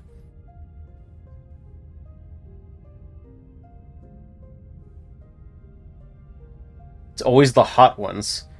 She hates the Scarlet family, yet keeps hanging out with me. That's an enemy in plain sight, right? Sybil laughs. A daughter? Oh no, Chris, I assure you it's not Kanika. I think I would know if she had some kind of nefarious reason to maintain a friendship with you. She's just not that kind of person. And as much as she might dislike your family, she clearly knows you had nothing to do with the repeated attempts to buy the general store out from under us. You have to work to earn Kanika's dislike. Enemy in plain sight describes a sort of two-faced nature that simply doesn't possess. You don't have to figure out an answer right away. It often takes time for the mind to connect the dots. Just be on guard and keep vigilant that someone close to you isn't to be trusted.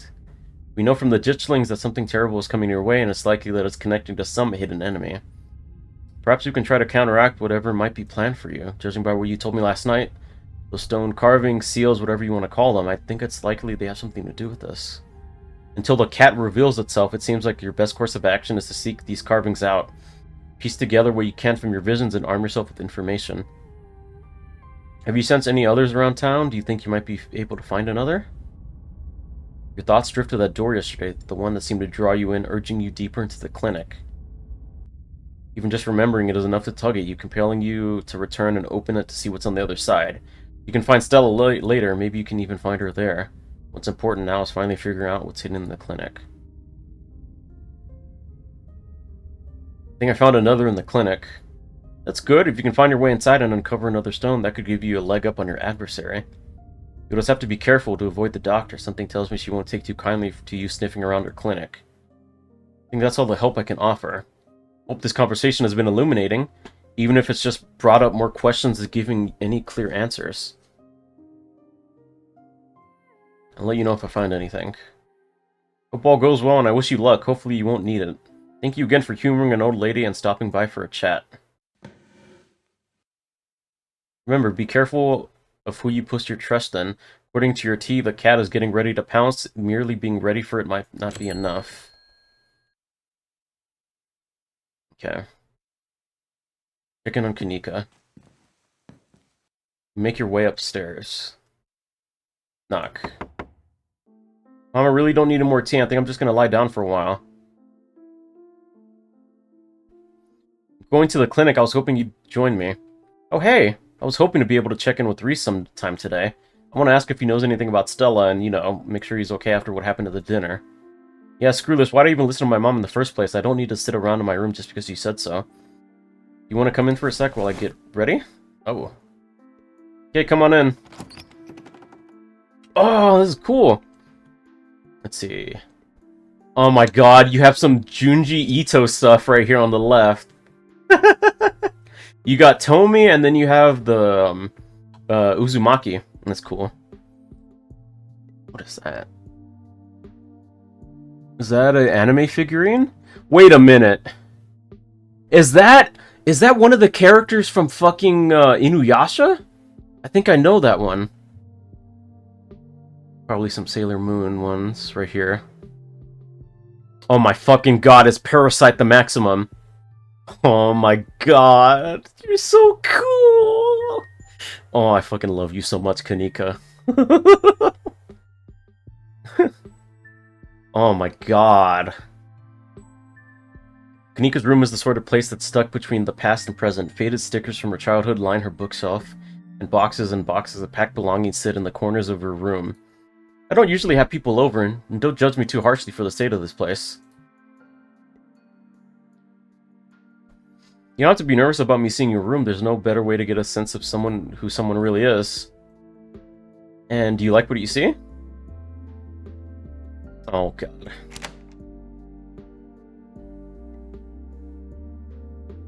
It's a little messy, but I like messy.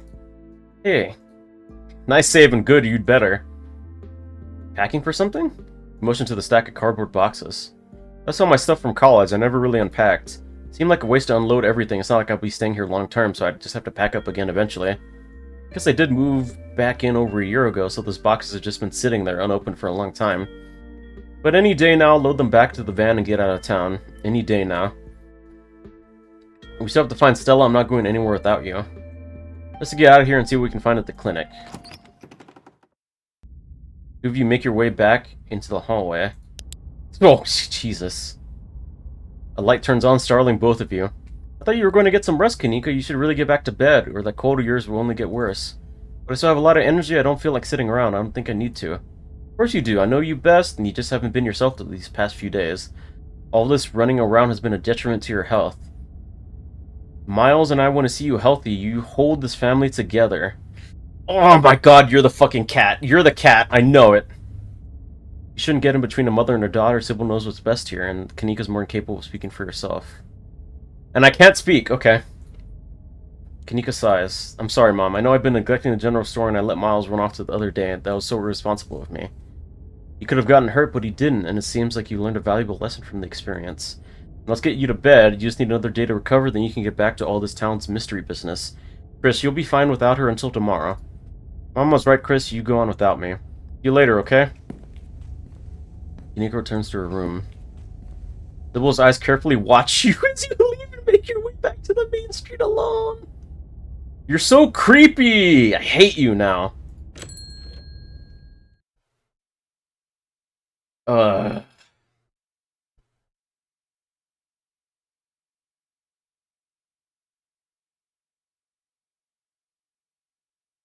I don't like her. She's super fucking creepy.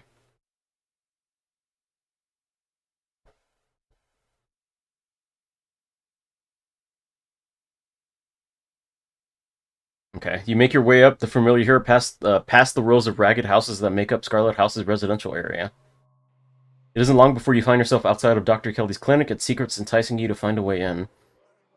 Even at the bottom of the hill, you can already feel the presence. It's like a magnet that's been fixed to your ribcage, gently tugging you forward, guiding you towards whatever emits this compulsive frequency. Ask a woodland creature how they get into the house. Flash of a striped tail grabs your eye immediately. Oh, the raccoon! Can I help you, Buster? Hey there, if you're trying to break into that house on the top of the hill, how would you do it? What, just because I've got little hands that go through people's trash, I'm supposed to know how to break into places?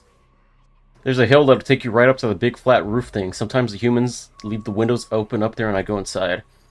Don't tell them, okay? I like to sleep in their big piles of cloth. It's one of my few joys in life.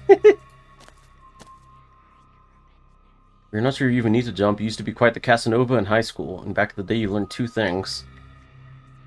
First is that the second floor of the residential building is never locked, and second, the skills needed to take advantage of that security flaw. No judgmental parents ever managed to get in the way of you and your high school flames. Either way, you have your way in.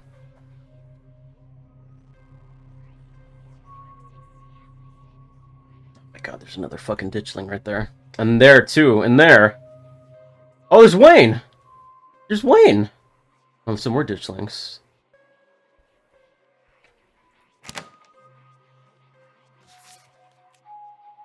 Okay.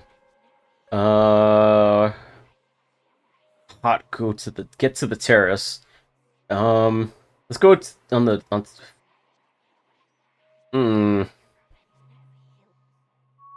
Fine, let's do the hot one.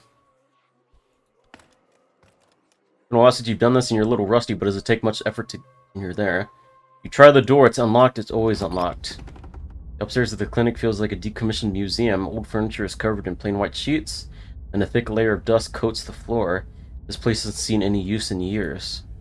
You're in the clinic, feel free to explore as you please. You're free to explore as you please. You can feel that odd sensation again. The nagging pull of whatever it is that wanted you to find it. You've been caught by its gravity and overwhelming curiosity guiding you around the corner and towards the dark doorway under the stairs. It's been left ajar, as if inviting you to enter. Turn on the lights. What am I doing in the morgue? What are you doing in the morgue? I thought you fucking died.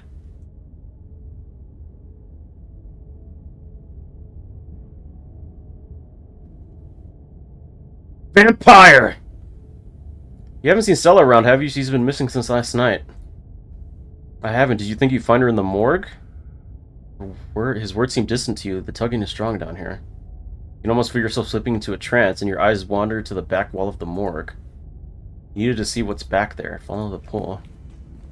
Touch the wall, it feels disappointingly solid under your palms. Hey, are you okay? You feel Reese's hand gently shake your shoulder, and for the moment, the thing on the other side of the blank wall loosens its pull on you. You kind of look possessed for a second there. You good? Make him understand.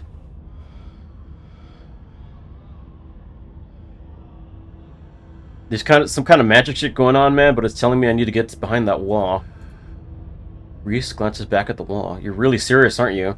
It's probably a bad idea, but you really need to get in there. I'm pretty sure there's an emergency axe somewhere upstairs. I just need to get the doc out of her hair. It should take 2 seconds. Get the doc out of her hair? Yeah, if I say I'm sick and I need something, she'll drop whatever she's doing and do it for me. You're far away to get her out of the house. Most of the time, it's true anyway. Use what you got to get what you need. No shame in that. Exactly. Sounds. I will destroy the wall. Oh, you are seriously desperate about that wall. I'll make it quick. Be right back. He strides past you, his long legs moving swiftly. He seems excited. His usual dour demeanor replaced with an uncharacteristic pep when faced with the prospect of sneaking around and tearing down walls.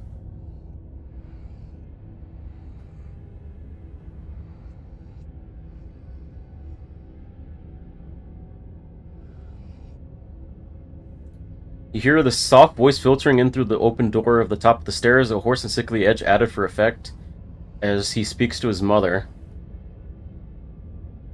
Hey, Mom. He coughs gently. Reese, I didn't know you were awake. I still feel like shit, but I think I can finally keep some juice down. Looks like we're all out, though. Really? I thought I'd just pick some up.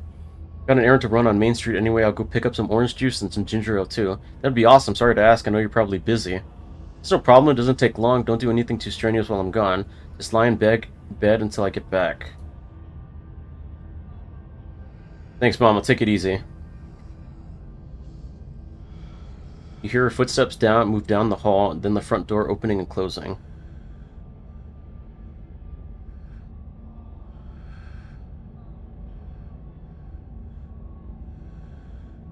It worked! The theatric rasp was left, his voice excitement raising in his place.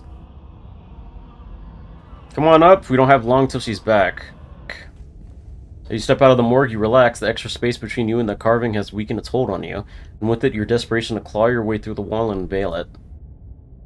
It's one of those emergency fire exits. Should be pretty obvious wherever it is, though. I'm not sure where she would be keeping it. Show you around. Let's try the doc's office first. Make your way to the doorway of her now vacant office. I don't see an axe in here. Nothing but stacks of paper, cabinets of medical supplies, but something on the desk catches your eye. Some sort of records with her family's name on them. Turning to watch you leaf through the documents. Find something interesting? Your family's death certificates. Enoch. Cause of death, fall from cliff. This one has a coroner's report attached. Lacerations to the neck and body consistent with fall from great height. Looks ancient. Berlan? Sleep apnea. Tabitha Chrysanthemum, Scarlet. No autopsy Formed.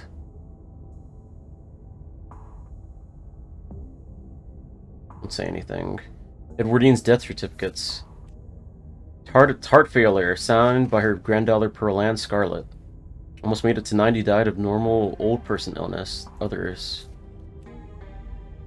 Theodore Scarlet. Crushed in mind collapse, body not recovered, signed by his brother Enoch. Oh, he was in the initial mind collapse. Joseph Scarlet. Died. Okay. Died June 7th. Born. Died June 6th. Okay. Both killed in Normandy in the line of duty. Edwardine's brothers, okay. Suspect of certificate of fetal death, infant boy, Andrew Charles Scarlet. Delivered. Stillbirth, mother Edwardine Scarlet. Cause of death, complications during birth, no doctor present, home burial. Alexandra Scarlet. Died August 20, 1957, age 9. Missing, presumed dead. Okay, that's weird. The owner of the doll says you went missing. Mary Bell Scarlet. Died October 3rd. Age 17? Cause of death, complications during childbirth. Signed by her mother, Edwardine Scarlet. Oh, that's a lot of kids to outlive. Xana's on her shoulder. Before you even register what's happening, you're pushed back and out of view of the front door. Shit, I'm not supposed to be in here. We gotta hide. You race to the closet door, motioning you inside. You slip past him and squish yourself into what little space is available in the nearly full closet. Reese is close on your heels. Not enough room. Close the door as Reese scrambles to find a new hiding spot. Shit. He lets out a panic whisper as he scrambles to find another spot. Long moment of silence. Neither of you makes a sound. They get louder, approaching the open office door, and they stop. Much to your relief, he opens another door, leaving the main clinic. We're in the clear. Whew! That was close. Probably only got a minute or two until she comes back, so let's make it count. This medical supply room is probably our best bet.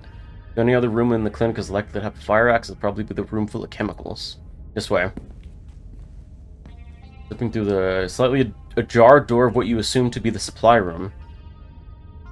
Yes, there it is. Keys.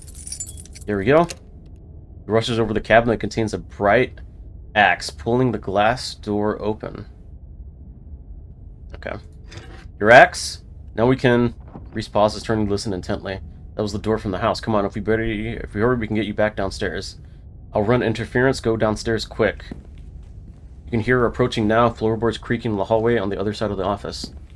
You follow Reese's instruction, once again starting down the basement stairs, letting the pull of the stone's carving guide you back to the morgue.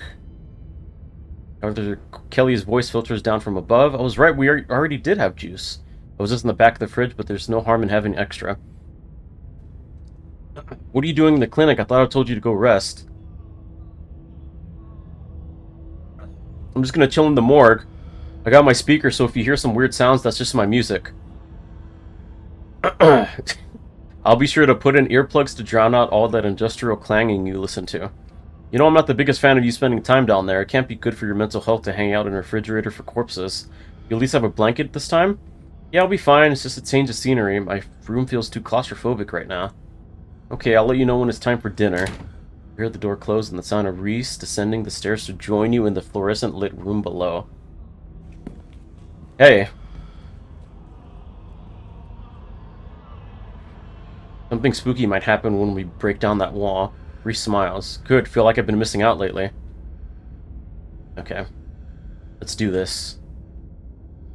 Have at it.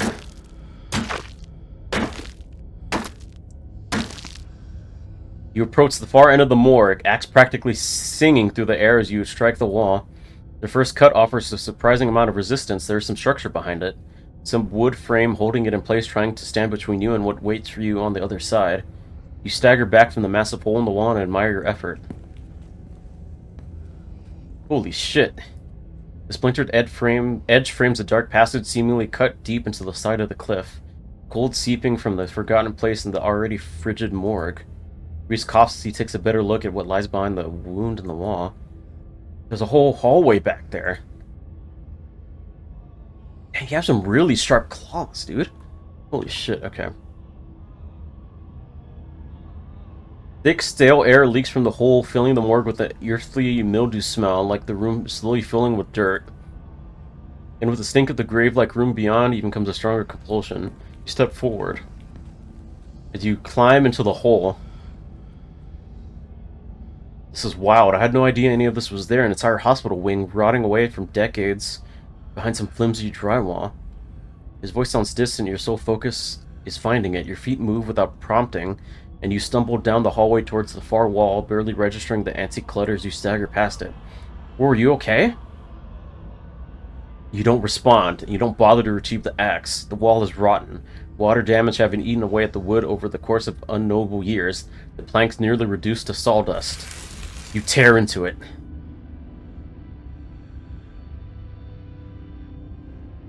Enoch, I thought you were going to come. I was worried you'd leave me here forever. He said there's nothing they can do. I'll never use my legs again. Enoch, what am I going to do? Calm down, Teddy. These doctors don't want to know what they're talking about. I've been doing my own research and I found us an alternative. We won't have to worry about anything from here on. I promise. I went to talk to the witch. A witch? But that's nonsense. It's alright. It's all sorted. We're taking you home today and everything will be resolved by this time next week. Everything goes black. Your vision swings back into focus, and it takes a solid second or two to reorient yourself. You're in an unfamiliar bed. Reese leans against the far wall, eyeing you with concern and curiosity. Hey, I was worried you slipped into a coma or something. He has a Hellraiser poster. That's cool. I was worried you slipped into a coma or something. What is that? Oh my god, is that... You have a thing? You have the spider thing head? A model of that? It looks like Michael Myers. And the fucking... the Hellraiser, box. Holy shit, you're awesome. You torn down the wall like a wild animal, found some weird carving and collapsed. I think you might have had some kind of seizure. Are you okay?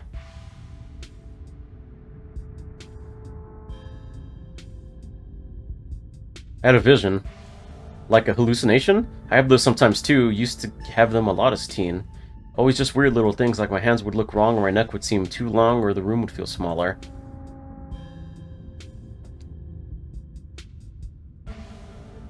I think these visions are visions of things that actually happened. Well, I wonder if you'd see anything else if you went back in there. Or if there are more around town. Maybe if you collect them all, you finally unravel whatever the big mystery is. Seems fun. Does Dr. Kelly know I'm here? No, I snuck you back into the house while she was busy in the medical storage room. Figured you wouldn't want to come into the morgue. Nothing spooky happened? This mountain didn't collapse on us? No ghosts? No, nothing. You just fell down, twisted low, and then you seemed stable. I carried you back here. That was a few hours ago.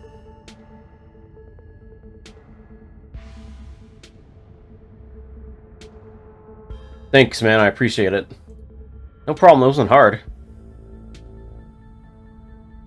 I should probably get going. Stella's still missing and the stone here finally stopped yelling at me. It might be a little tricky. The doc is on the warpath up there. I've refused to take my medicine and she's not happy about it. There's no way I was going to take anything she gave me. She's been poisoning me for years. I've been thinking about what you said at dinner last night and I don't see any other possibility. It's only been a day since I stopped taking my pills and I feel great. I went ahead and blocked my door. She can't get down here. Now we just have to wait her out. I don't get why your mom would poison you, though. I don't know. The thing I can't figure out is whether she's been trying to kill me slowly or if she just likes keeping me sick enough to be dependent on her. Either way, I don't think I've ever had an illness. I think the illness was me growing up and becoming less easy control, so she sure found a cure for that. We need to get you out of here. Who knows what she'll do when she finds out what you know. Where would we go? The only person I know who has a car is Kanika and she's not answering her phone. I don't know anyone else. I don't have any other family to go to. I never even finished high school. When I get out of this house, I don't know how I can make sure I don't wind up right back down here.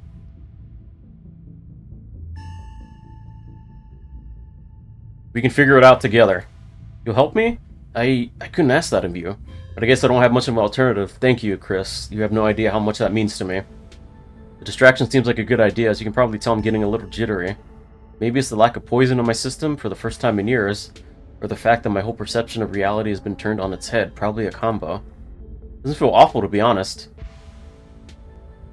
You could always draw me, no. I believe you owe me a showing of Shino-Chi Deathblood. I believe I do. Reese gets the movie set up and joins you on the bed. Let me know if it gets too much for you. I'm not a great judge of how other people react to the sort of things I watch, but I definitely don't want you to feel uncomfortable. This is a slow burn of a movie, but the dread it's managing to build is palpable in the room. Or maybe that's just how it feels down here all the time. What with the grisly paintings, lack of lighting, cinder block walls, and of course the fact that the woman currently lurking upstairs has been poisoning her son since his teens. I've seen a couple of directors' other films. They're all interesting, though this is probably the best introduction to his work. The way it jump cuts to seemingly unrelated TV show recordings that then wind up tying back into the narrative adds a whole level of realism and depth to the world that I find really engrossing. It's found footage used to its fullest. Oh, your teeth, dude. Holy shit. I can't believe I'll be able to do things from here on out, like watch movies with another person. Your ears! They look a little bit longer. You can hear the difference in energy now that Reese hasn't had his daily dose of medicine. He's uncharacteristically chattery and really not used to talking to another person, let alone when he has the energy to carry on the long conversation. I'm glad you'll be able to have a social life, and I'm happy to be part of it. Okay, his ears shrank a little bit. It's still hard to imagine, hard to believe after all those years alone that that's gonna be my reality. Man on the screen yells portents of doom into the camera, trailing off into a wordless scream. The plot is really heating up. I love that they're all distinct sort of vignettes, little pockets of horror that affect a small number of people. And only once you start to see how they fit together, you can realize some fundamental horror about the universe. And then it sees you back. Incredible. Cosmic horror in the truest sense. Reese is becoming very animated. Probably safe to assume that he's dealing with a lot of extra adrenaline right now. What if his entire reality turning out to be a lie? But he's also talking over the movie.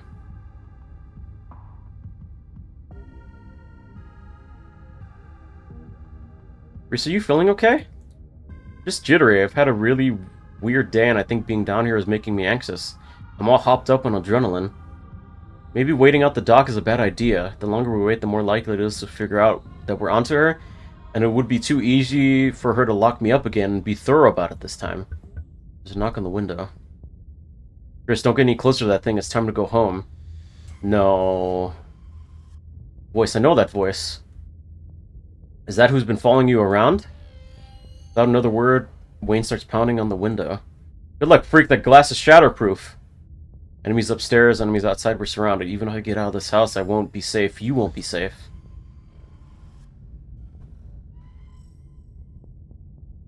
What do you mean? Wade isn't gonna hurt you. He hasn't hurt anyone. Just the ditchlings. Let's see, well, he's furious with me. Can't you hear it? But I'm not weak anymore. I can fight back. I don't have to cower in fear from the people who want to hurt me. Oh, no. No, Reese. I can protect both of us, Chris. The window shatters.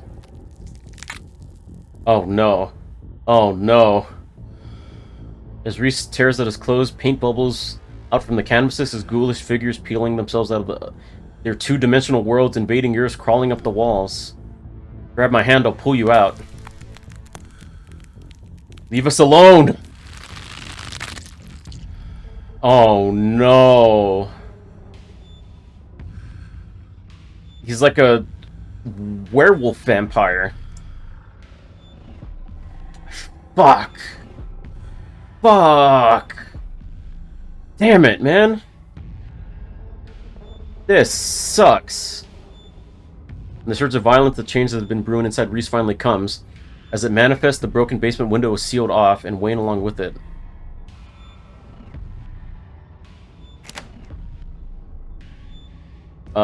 Stay where you are. Weren't safe? Oh no, oh no, no, no, no. We ain't safe, but I feel strong now. I think I can save us. Stay here, I'll be right back. I just have to deal with the doc. Reese storms up, leaving you with his creations.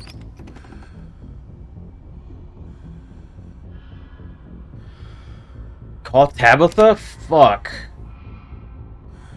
I don't know. I don't know if I should call Tabitha. What if she gets hurt? I don't want her to get hurt.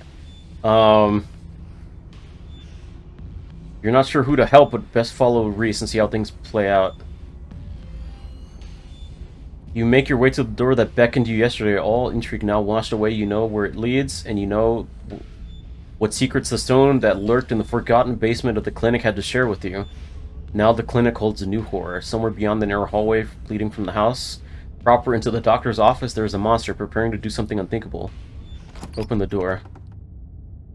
You grasp the handle and turn. Duck! Duck.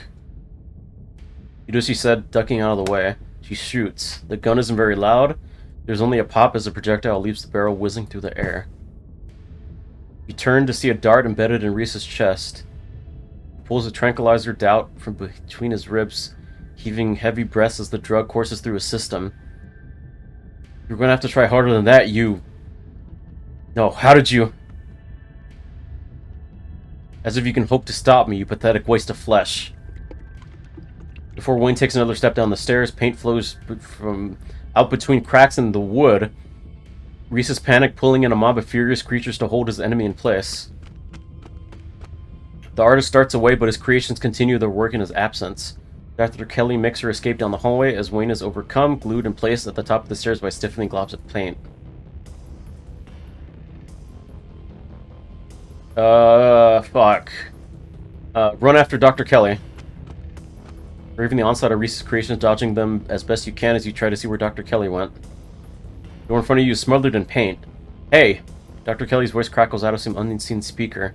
You, Chris. I'm stuck in the safe room. I can't help you from here, but you can help both of us. What the hell is your son? I wish I knew. He was fine until he hit puberty. Everyone said raising a teen was gonna be a bitch, but they don't know the half of it. Okay, he's not a ditchling. He's like a werewolf or something. I need you to get to the medical storage room. I'll give you further instructions when you're there. You turn back around and head to the medical storage room. I'm here.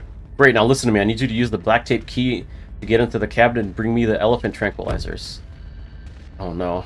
It's a bottle labeled Carfentanil.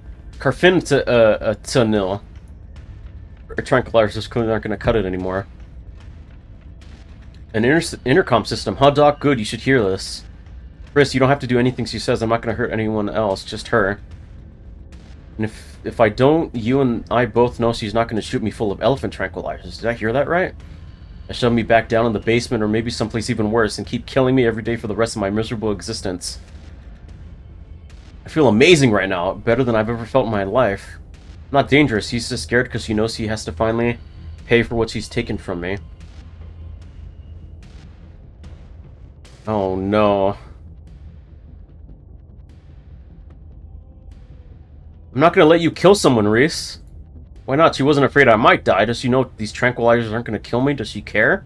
Trust me, Reese, I've always been careful with your medication. I want you to live. I love you. Tell yourself whatever lies you have to, Mom. If you wanted a good relationship, you had your chance, and you decided to convince me I was dying instead of letting me exist. Don't try to spin it like some kind of crime of passion now the consequences are staring you in the face. Enough. Reese cries out in pain. Ah, what the hell did you do to my shoulder? I'll handle it. Try to get somewhere safe until then. The two stagger off down the hallway. Quick, grab the tranquilizers and head to the safe room. Okay. Tranquilizers are easy to find, marked with a small square of black tape to match the key. She's certainly an organized woman. Head for the safe room. You make your way out of the medical storage room and back to the hallway where Dr. Kelly disappeared. As you approach, Dr. Kelly heaps the door open, slowly breaking apart the mass of paint, keeping it shut. Hurry, I don't think I can keep it open for long.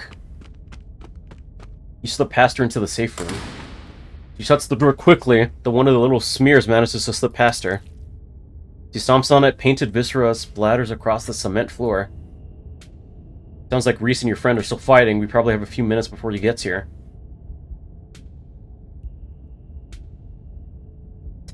I can flirt! Oh, God. So now that I'm in on all your secrets, I guess we're kind of a team, huh? Kid, you're at least a decade too young for me. Shit, this might be some time. Get some of those tranks ready. We'll have to get this door open before he crosses the hallway. Two of you stare out into the hallway.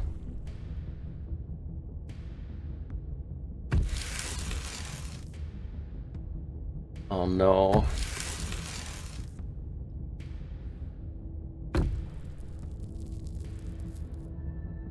Oh, Reese! Is this what you were so afraid of? Hand over the tranquilizers. This is our shot. I can tame the beast! Okay. I gotta try that. I don't want... This fucking sucks. Tame the beast. You step forward.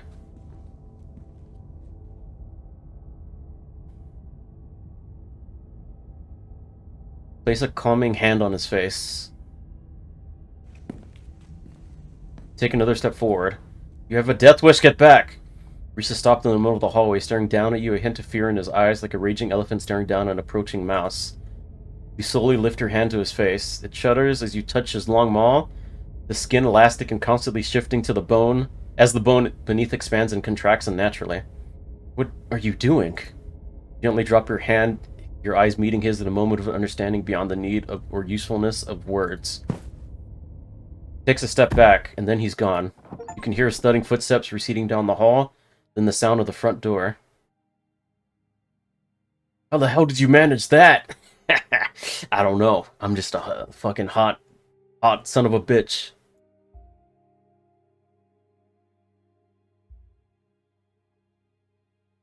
People are nice to me. Okay, sure, if that's your explanation, I'll go with that. But I doubt the rest of the town is going to be as likable as you are. Dr. Kelly carefully makes her way to the entrance of the clinic, checking around corners, and you follow close behind. He's long gone. The door to the clinic hangs open, the night beyond seemingly empty. I should go after him. He's all keyed up. If I don't do something, he might go after somebody else. Let it go, Doc. Give him a chance to be free. I shudder to think what that means for someone like him. But it's dark. He has better night vision than me. Going after him now would probably just end poorly. Hope you know what you were doing. If I'm being honest with myself, it's been a long time coming. I couldn't keep this up forever. Something was bound to break eventually, and I'm supposed I should be grateful it didn't end with any of us dead. Yet. Dr. Kelly glances around the clinic, streaked with paint from Reese's minions. Could have made less of a mess of this place, though. Finally, I've got to get cleaning. I appreciate it if you got the hell out of my house now. Walking out to the open door into the cool night. Night is oddly warm compared to the chill of the day. Crickets singing quietly in the sleepy little neighborhood. Everything that happened in the clinic feels like almost like a dream. Now that it's over, you realize how little it meshes with your understanding of the world. Time to go home. Before you can get far, you're interrupted by the sound of panting and the telltale jingling of dog tags. It's the militia. They poured out of the woods and stand before you on the road. You were looking for Gretchen, weren't you? We found her and her person. They're by the side of the road a little ways through the woods. They're both fine, but the human wouldn't leave when we tried to make her. And Gretchen insisted on sticking by her side, so we'll have to take you to them. Hopefully you can use your people words to get to some place safe. The woods are crawling with those awful creatures. It's not safe anymore, not even for a human.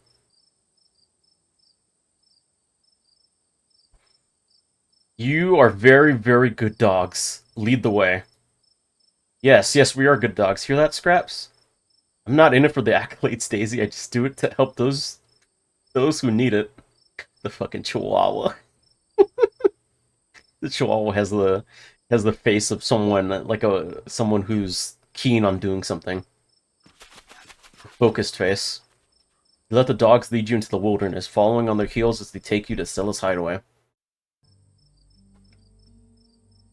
Before along, the trees thin, and you find yourself on a steep hill by a two-lane road, lined on one side by sheer rock. And there, sitting on a log, staring mournfully out on the asphalt, is Stella. Ah, there they are. Keep them safe. By seeing you, Speaker. You sit on the log beside Stella. Chris, how did you... Looks over his shoulder in confusion. Is that a gang of dogs? I'm so glad my compatriots could be of service. I couldn't survive another night without my nice soft bed.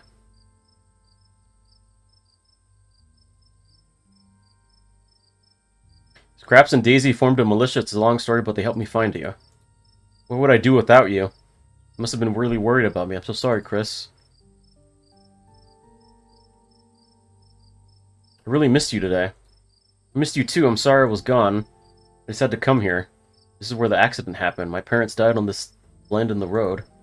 They were taking me to college. I was lying in the back seat. It had just rained, and the sun was finally coming out.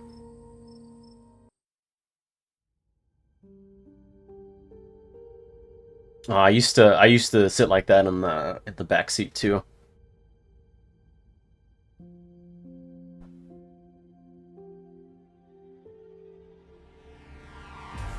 Oh, oh no. Oh, fuck.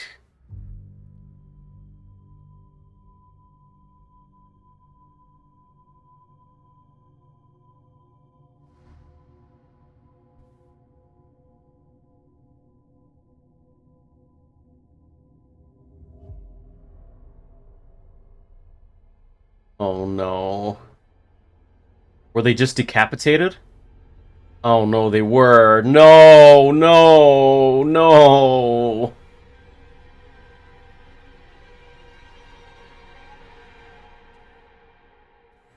Fuck. Sorry, I know that's probably a bummer to talk about. It was awful. Really messed me up for a while. I think I'm still messed up. There's whole years of my life after the accident that feel like they just never happened. Like every time I try to remember them, it's blank. I have all these videos sitting on my channel that I don't even remember filming. It's scary. At least it hasn't been like that for a while, thank God. I've never talked about this stuff before, with anyone. Take her hand. Warm against the cool night air, and the skin of her knuckles is soft. He finally tears her gaze from the road, her sad eyes meeting yours, but the hint of a smile creeps up the corners of her mouth, her dimples beginning to crease. Her hand shifts, her calloused palm fitting into yours, her grip tightening. It's strong and comforting. You can tell she feels held, and so do you. Two of you stare out at the road. I think the accident is probably why I got into ghost hunting. I think I just wanted to see them again. I wanted to know whether I even could. I never found anything, so I eventually gave up. And last night happened. Oh, yeah, because the ghost. Yeah, I feel like that would have really fucked you up knowing ghosts are real.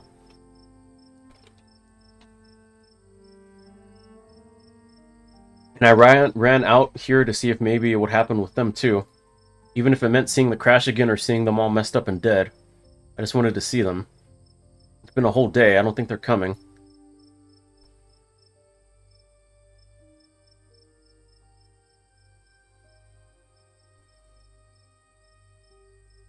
Put an arm around her shoulder.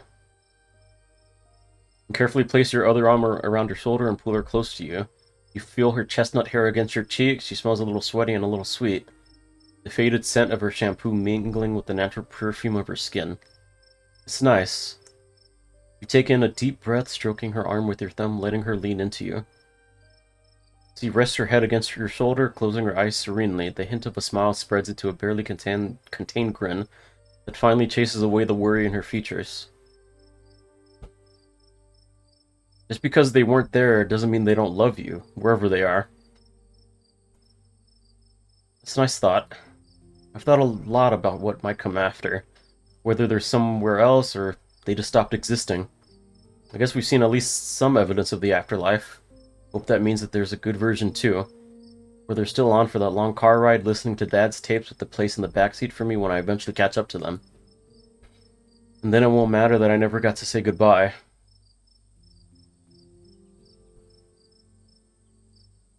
You know, I never got to say goodbye to my mom when she passed away too.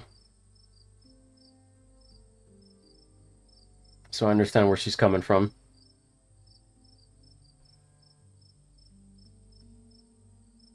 I could flirt right now. There better be space back there for me too. Stella laughs. Of course, if that's where you want to be, I'm sure Dead Me would be happy to share. Hopefully neither of us has to think about that for a long time, though. I'd like to spend some living years with you before then. She straightens up, stretching her neck. Gretchen hops down from her lap, tags jingling in the quiet night air. I know that stretch. That's the time to go home stretch. Thank the Lord I'll be sleeping in my own bed tonight. Thank you, Chris, for talking sense into this girl.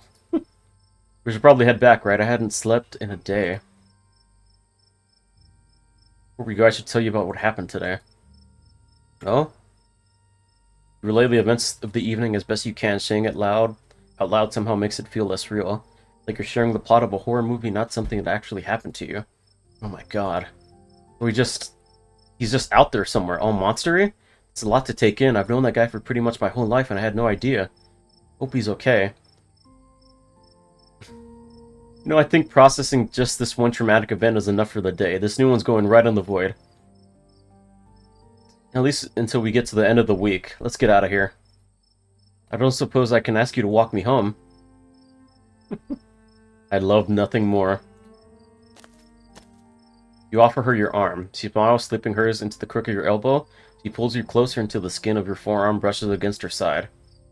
It's about time. Let's not waste another second sitting out in the middle of nowhere. And this is me. You want to come in? Yes, yes, yes. Dialogue options marked romance will start a romantic arc with the character you're talking to, and will lock you out of romantic arcs with other characters.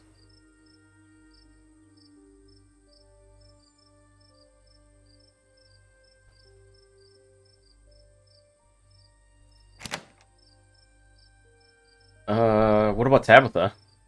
What about her? I'm interested in you. I thought you and my cousin had a thing. Isn't she a girl? Oh yeah, did you think I was talking about baseball when I said I played center field? It's so funny. Oh my god, I can turn her down. Oh god, I'd never do that. Yeah, I feel the same. Wink. This is a dating sim, right? Start a romance, tear down the wall. He has such a big bed. Stella ushers you inside a barely contained grin, threatening to split into an excited smile. Let me just go take a quick shower. I've been sitting outside for a day. I need some soap. Just take a minute, then we can get cozy. Oh man, I would kill for a shower. Yeah, I'm sure you built up quite a lot of grime today. It's all yours when I'm done. Aww. He hurries off, leaving you and Gretchen in the living room. Finally, I've been reunited with my bed. Gretchen hops on the massive pillow that serves as her dog bed, curling up and sighing a heavy dog sigh of relief. I can catch up on my beauty sleep. But before she has the chance to fall asleep, a heavy knock startles her and you. Gretchen growls. There's someone at the door.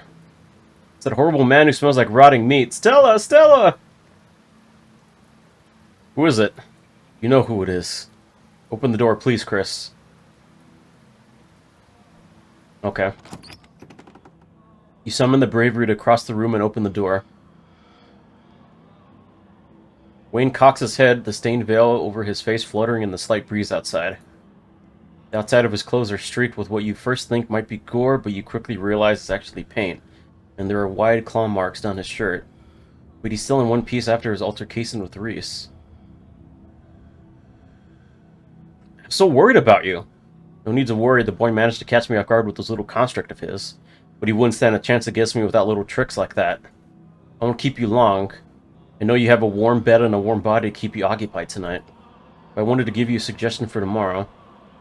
You should take advantage of Tabitha's absence at the estate. Forbidden places won't be forbidden without her to stop you. Do a little exploring. You might be surprised at what you could find. Slowly steps back, shining eyes fixed on you as he disappears into the dark night beyond Stella's door. Gretchen's growls escalate into barks. Intruder! Monster! Fiend! Oh, Stella, come quickly! There's some disgusting-smelling man trying to threaten us! Calm down, Gretchen. Ooh. Were you talking to somebody, Chris? Wayne stopped by. He's still following you? Are you sure we're safe? I think he's on our side. You think so? I guess that's good. I still don't love the thought of him stopping by unannounced at odd hours of the night, though. But you'll let us know if he tries anything, right, Gretchen? I'll tear out the throat of anyone who dares break in to hurt my precious Stella. If they bend down without biting height, that is, but I can always tear at their ankles until they have no choice. Gretchen snarls, yapping fiercely. That's right, Gretchen, you're the most vicious little geriatric pug there is. You know, the thought of your creepy stalker, whether he's on our side or not, makes me feel a lot better about having you around tonight. It would be nice to have somebody next to me if I get scared in the middle of the night. Speaking of, I'm exhausted. Let's turn in. Alright, but you said you wanted a shower. Sorry, head's a little fuzzy from staying up for the past day. There's fresh towels in the bathroom. I've got some extra bathrobes. I can put your clothes through the washer. They'll be extra clean and fresh in the morning. Ooh. Somehow feels like the longest and shortest shower you've ever taken. Too tired to think, too tired to process the flow of time. Stella sits outside the bathroom door and makes quiet and comfortable small talk with you, and then you're done. You dry off and step into one of her extra robes. So are you coming in? You walk by Stella and enter her bedroom. She gently closes the door behind you. Sorry I didn't clean up beforehand. You can think of it getting the authentic Stella experience. Oh, she has a really small bed. That's kind of like my bed. Like a twin. She slips past you and lies on the bed dressed in an oversized t-shirt. You're quick to follow. She's warm and still slightly damp from the shower. Her skin fresh and flowers, she turns to look at you, smiling, dimples creasing at the edges of her mouth. You could kiss me if you wanted to. Immediately fall asleep. Kiss her. Shift closer to her and close your eyes. The magnetic pull of anticipation rolls down your spine and across your skin. For a moment that seems to last forever, you take in every detail of the world around you. The forested scent of her eucalyptus shampoo, and beneath it the slightest hint of campfire. The comforting heat of soft but calloused hands against your cheek.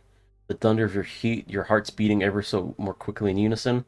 The tension rises and rises, a tone seemingly without peak. Then it breaks. Her lips touch yours. They're fresh and minty and soft, cool against yours, and guided by the gentleness of someone looking to hold onto the memory of tonight for a long, long time.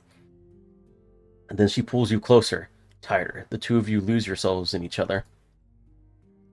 Eventually, the two of you break away and you open your eyes, gazing at each other from the opposite ends of the pillow.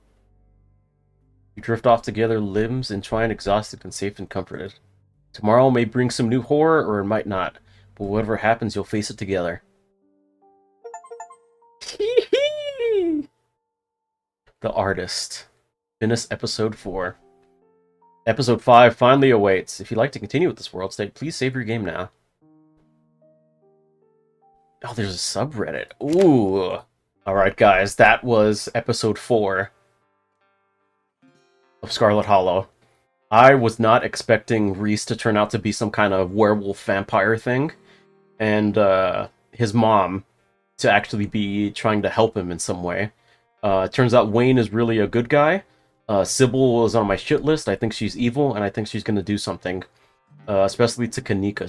She always wants Kanika just to go rest in her room and give her tea and all this shit. I don't know what's going on with her. I'm sure, like, episode 5 we're gonna find out. It was nice getting to really romance Stella. You know, she's always been like my first favorite ever since we started the game.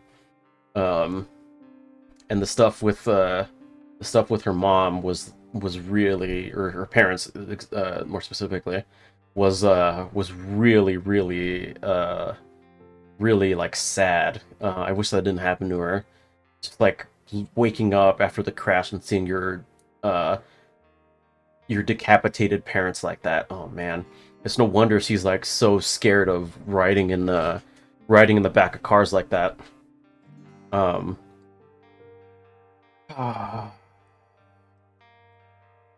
hope things turn out well. I know episode 5 is like the last one. I just hope everything turns out okay next episode. I hope we don't lose anyone. I don't want to lose anyone. It sucks. I hope we don't lose anyone. I mean, we've already lost Duke, but I guess his was like between him and then Gretchen. I had to make a choice, and I picked Gretchen because, you know, it's a dog. I just really hope everything turns out okay. But until next time, Hope you all have a good rest of your night. Thank you for watching. If you liked it, comment down below. Let me know, stuff like that. And I'll see you all next time. See ya.